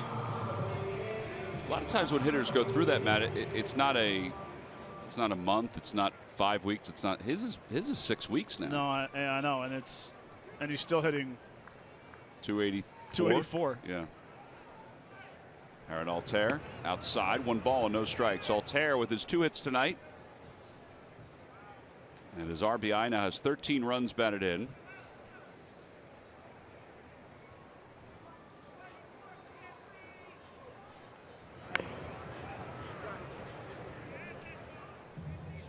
The ball may have hit him if he didn't get a piece of it. You know, and it'd be interesting to see how Odubel does his work off the tee work, if he does tee work or soft toss, or his batting practice of how the ball's coming off his bat, how his balance is. You know, sometimes it might be good for him to go down and stand into a bullpen. Just to watch a pitcher? Well, to track pitches. You stand in there, you get in your regular stance, and the pitcher, it's good for the pitcher as well, because he gets to work on throwing things that you don't know what's coming, and just work on your timing. And I'm telling you, I've done it many, many times. I did it with Jamie Moyer. I had him throw it to me every time. Yeah, I've taken a few swings in there.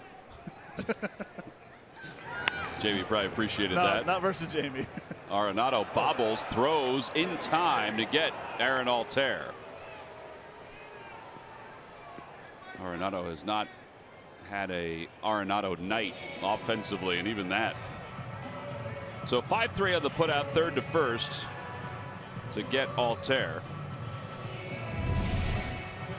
Yeah, all intentions are going the short way, going to second base, but on the bob on the exchange, still have to have that strong arm to throw off balance to get Altair. Hernandez all ready to go. Here's Maikel Franco. Franco is 0 for 4 tonight with 3 strikeouts. Takes low, 1-0.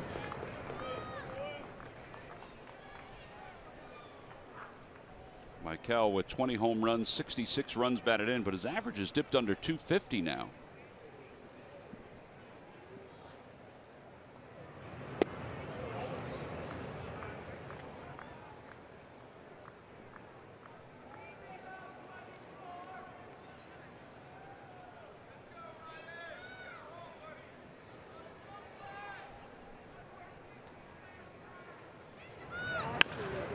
Sharpwood is short, and Adames got a little too casual on that.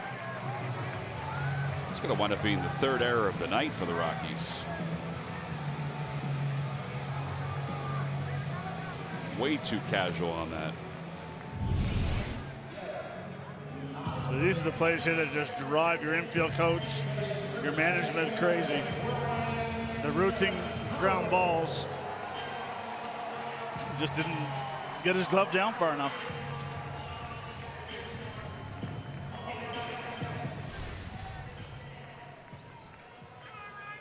Nick Hundley's looking into the dugout to see if Descalso should play behind the runner at first, which he will do.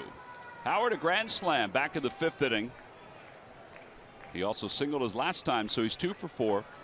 His overall average at 192. Be amazing if he can climb up over the 200 mark where he was just a month ago.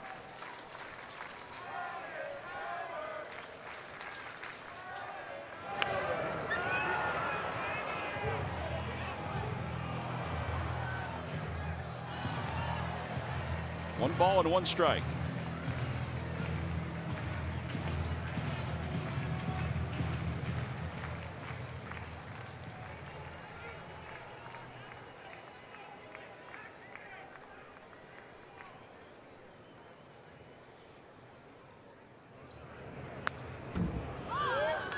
Get the sense that he's seeing the ball pretty good in this ball game, and the grand slam aside. Yeah.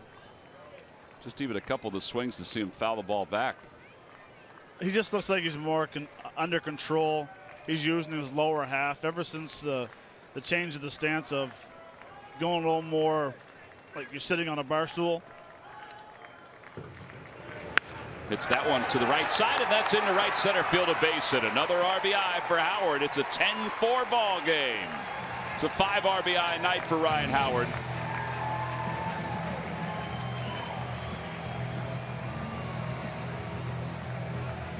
You know, these fans appreciate it. They've watched so many good things surrounding Ryan Howard during his career. He is a special person.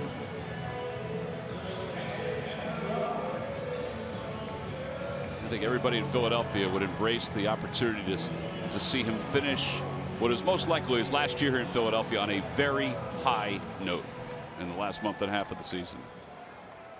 It's his 80th career 3-hit game.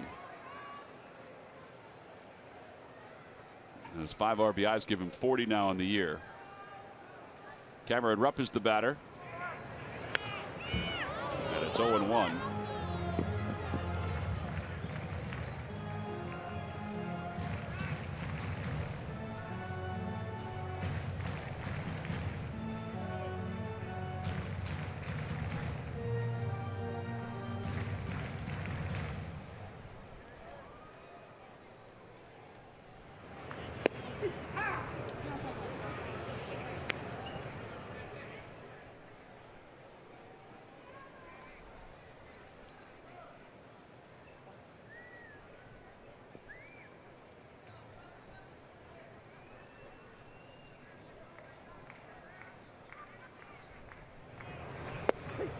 And Cameron is down looking for the 2nd time tonight, 3rd time overall. And the inning is over. The Phillies leave 2. They get a run on the RBI by Ryan Howard. Now to the 9th inning. The Phillies up by 6.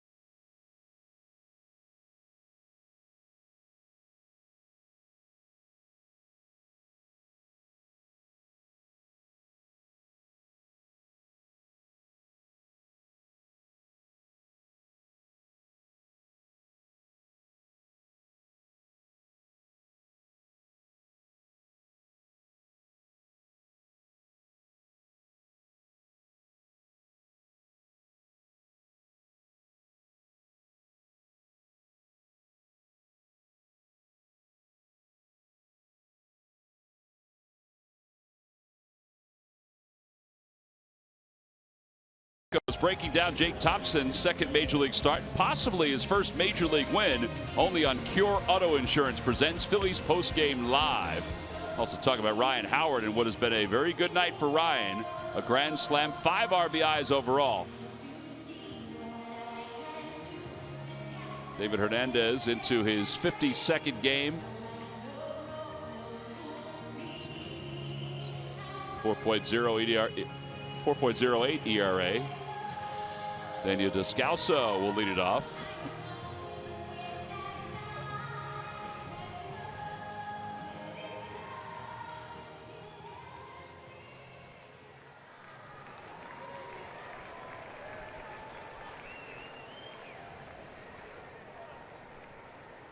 First pitch to Descalso is in for a strike.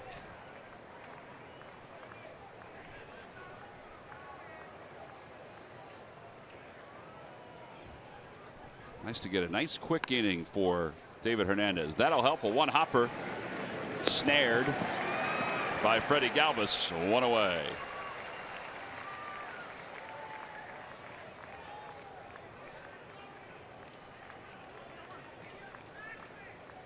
Hector Neris is scoreless 8th inning.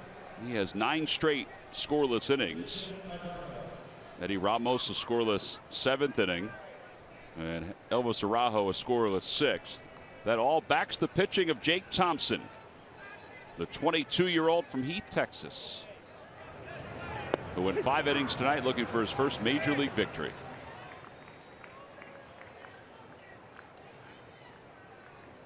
A lot of good things tonight from Jake Thompson in his outing.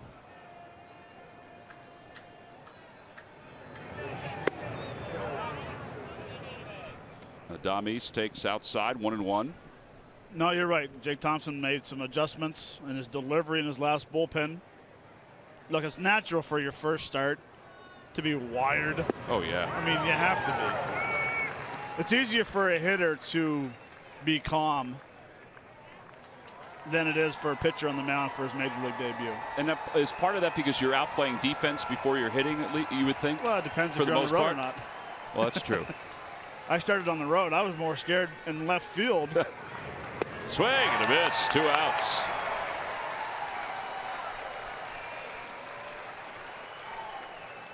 Phillies are 1 strike away from our cold hard fact, brought to you by Clean Crisp Coors Light. Most wins versus the Rockies. If the Phils win tonight, they would tie the Cardinals and the Braves for most wins against the Rockies for teams outside the National League West. Yeah, last year it was shocking the way the Phillies struggled against the Rockies. Well, this year they won 2 and lost 2 out in Colorado. Here's Blackmon. He has 2 home runs tonight. Takes inside 1-0.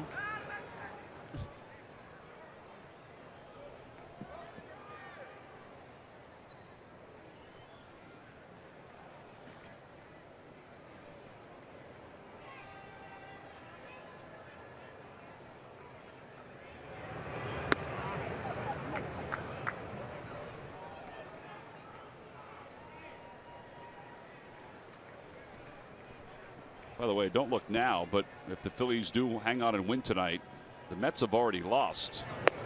So we're going to miss 2-1. The Phillies are only 4 behind the Mets in the National League East for 3rd place. The Mets are under 500 for the first time since the 17th of April.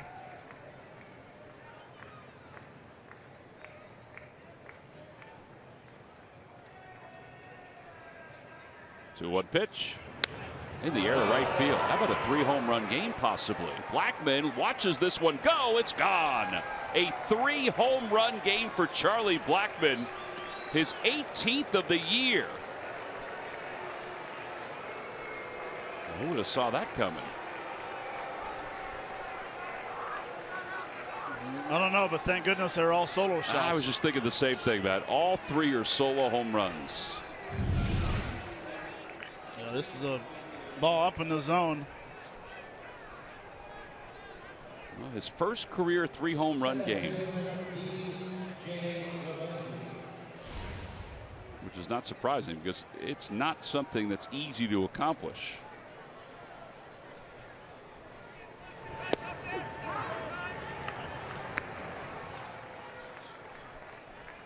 Oh, it is the only bright spot for the Rockies. Carlos Gonzalez was the last to do it back in 2013 for Colorado. And he still hasn't smiled after the first, second, or third home run. No.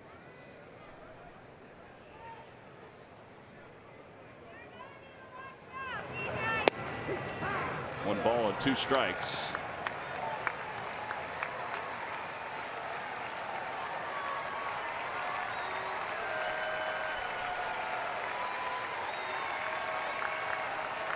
Jake Thompson is sitting somewhere watching this last inning.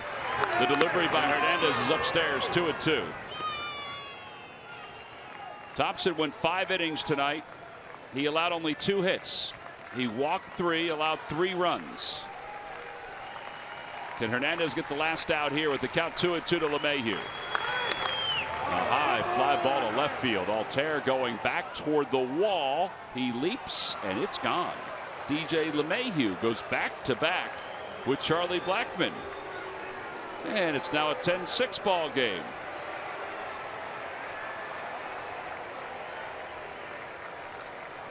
Eighth home run of the year for LeMahieu.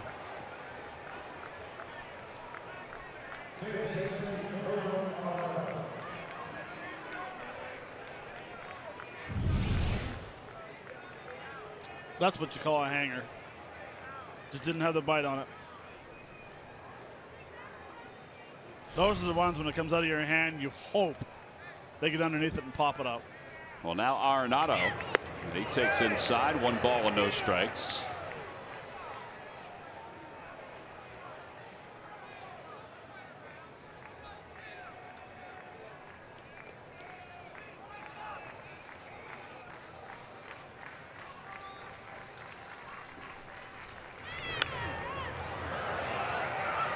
Franco will give this a peek, and then it's back into the seats. A ball and a strike to Arenado. Phillies lead it by 4.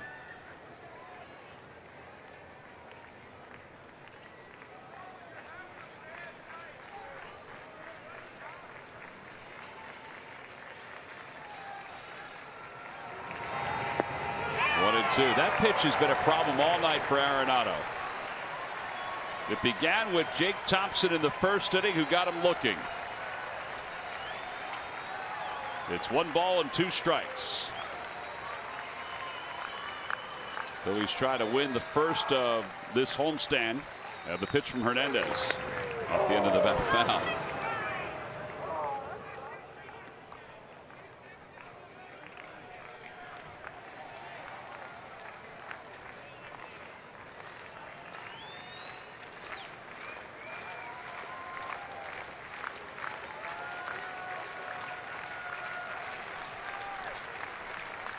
And the 1-2 again. Emergency swing.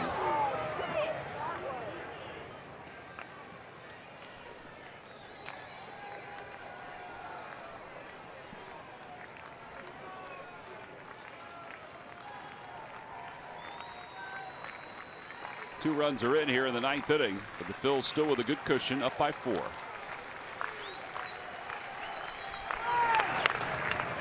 Down the right field line, that'll be out of play.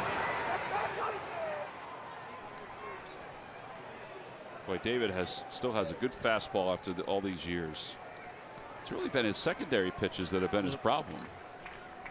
Just inconsistent with the slider.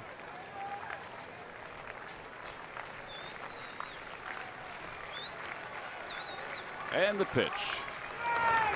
And a liner to left field. And then a hook foul.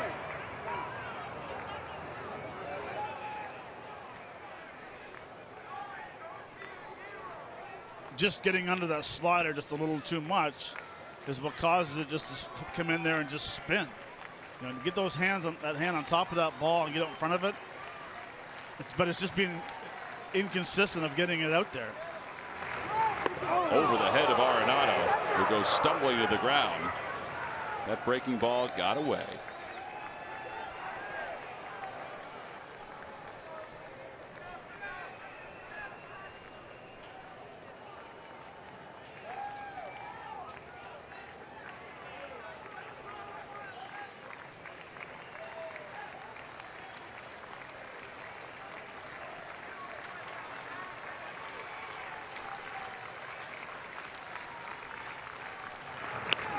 hit sharply, foul.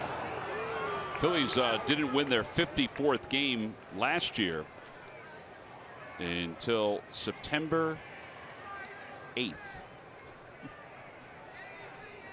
They're 1 out away from picking up their 54th win this year.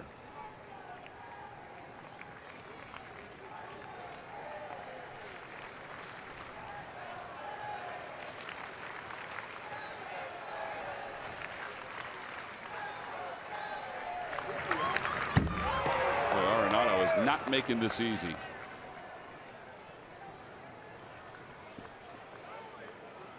Ten pitches. He's got a little hit Cesar Hernandez in him right now.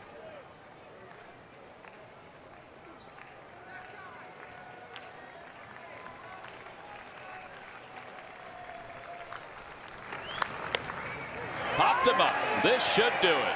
Arenado slams the bat down. Galvis is under it, makes the catch, and the Phillies have taken game 1 over the Rockies by a final of 10-6. The bat did not die a hero, but Jake Thompson is one of the heroes of tonight's ballgame because he has picked up his first major league victory with tonight's decision over the Colorado Rockies. Ryan Howard is the ultimate hero tonight, our Chevrolet player of the game. 5 RBIs, his 14th career grand slam. And it was his grand slam that broke a 3-3 tie that helped the Phillies to the victory here tonight at Citizens Bank Park. And it's also our W.B. Mason delivery of the game. And what a sweet swing. Loud sound. He knew it. Gray knew it. Bullpen knew it. So did the bathroom. Jim told me loved it. Number 374. What a way to celebrate. Come out with a curtain call.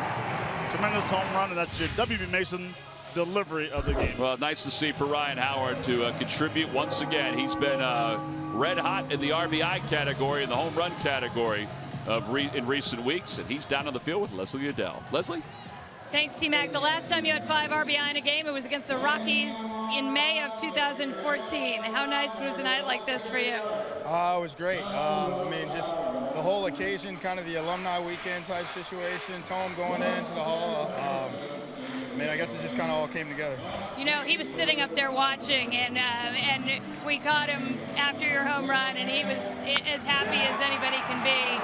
What's it like for you to be able to put on a display like this in front of a guy who you said was a mentor of yours? Oh, man, absolutely. You know, just to be able to go out and have that kind of a game period is always great. But, you know, to be able to do that when he's here, you know, try not to disappoint and, you know, get the win for him on the big day. So, I mean, he was always so kind to me and just helped me in a lot of ways. Your numbers in the last 14 games, 340, 6 home runs, 12 RBI. You really turned it on even before that, but what has been the difference for you? I don't know. I mean, it's just trying to battle, have good at-bats. You know, just trying to find the real estate and getting balls to fall in. You look really comfortable up there. Oh, yeah. Feel pretty good, just trying to keep it going. Yeah, T-Mac, I think when you said that, thank you, Ryan. I think when you said that about him being comfortable, it was pretty obvious that there's nothing bothering him at the plate right now. No, I would agree, Leslie. He looks comfortable and certainly looked comfortable tonight with his grand slam. It broke a 3-3 tie, a pitch down, number 14 for Ryan Howard. 14 career grand slams. Everybody liked it, including Jim Thome. On a night that Jim Thome went into the Phillies Wall of Fame, Ryan Howard, an eventual participant to the Wall of Fame, it's a grand slam.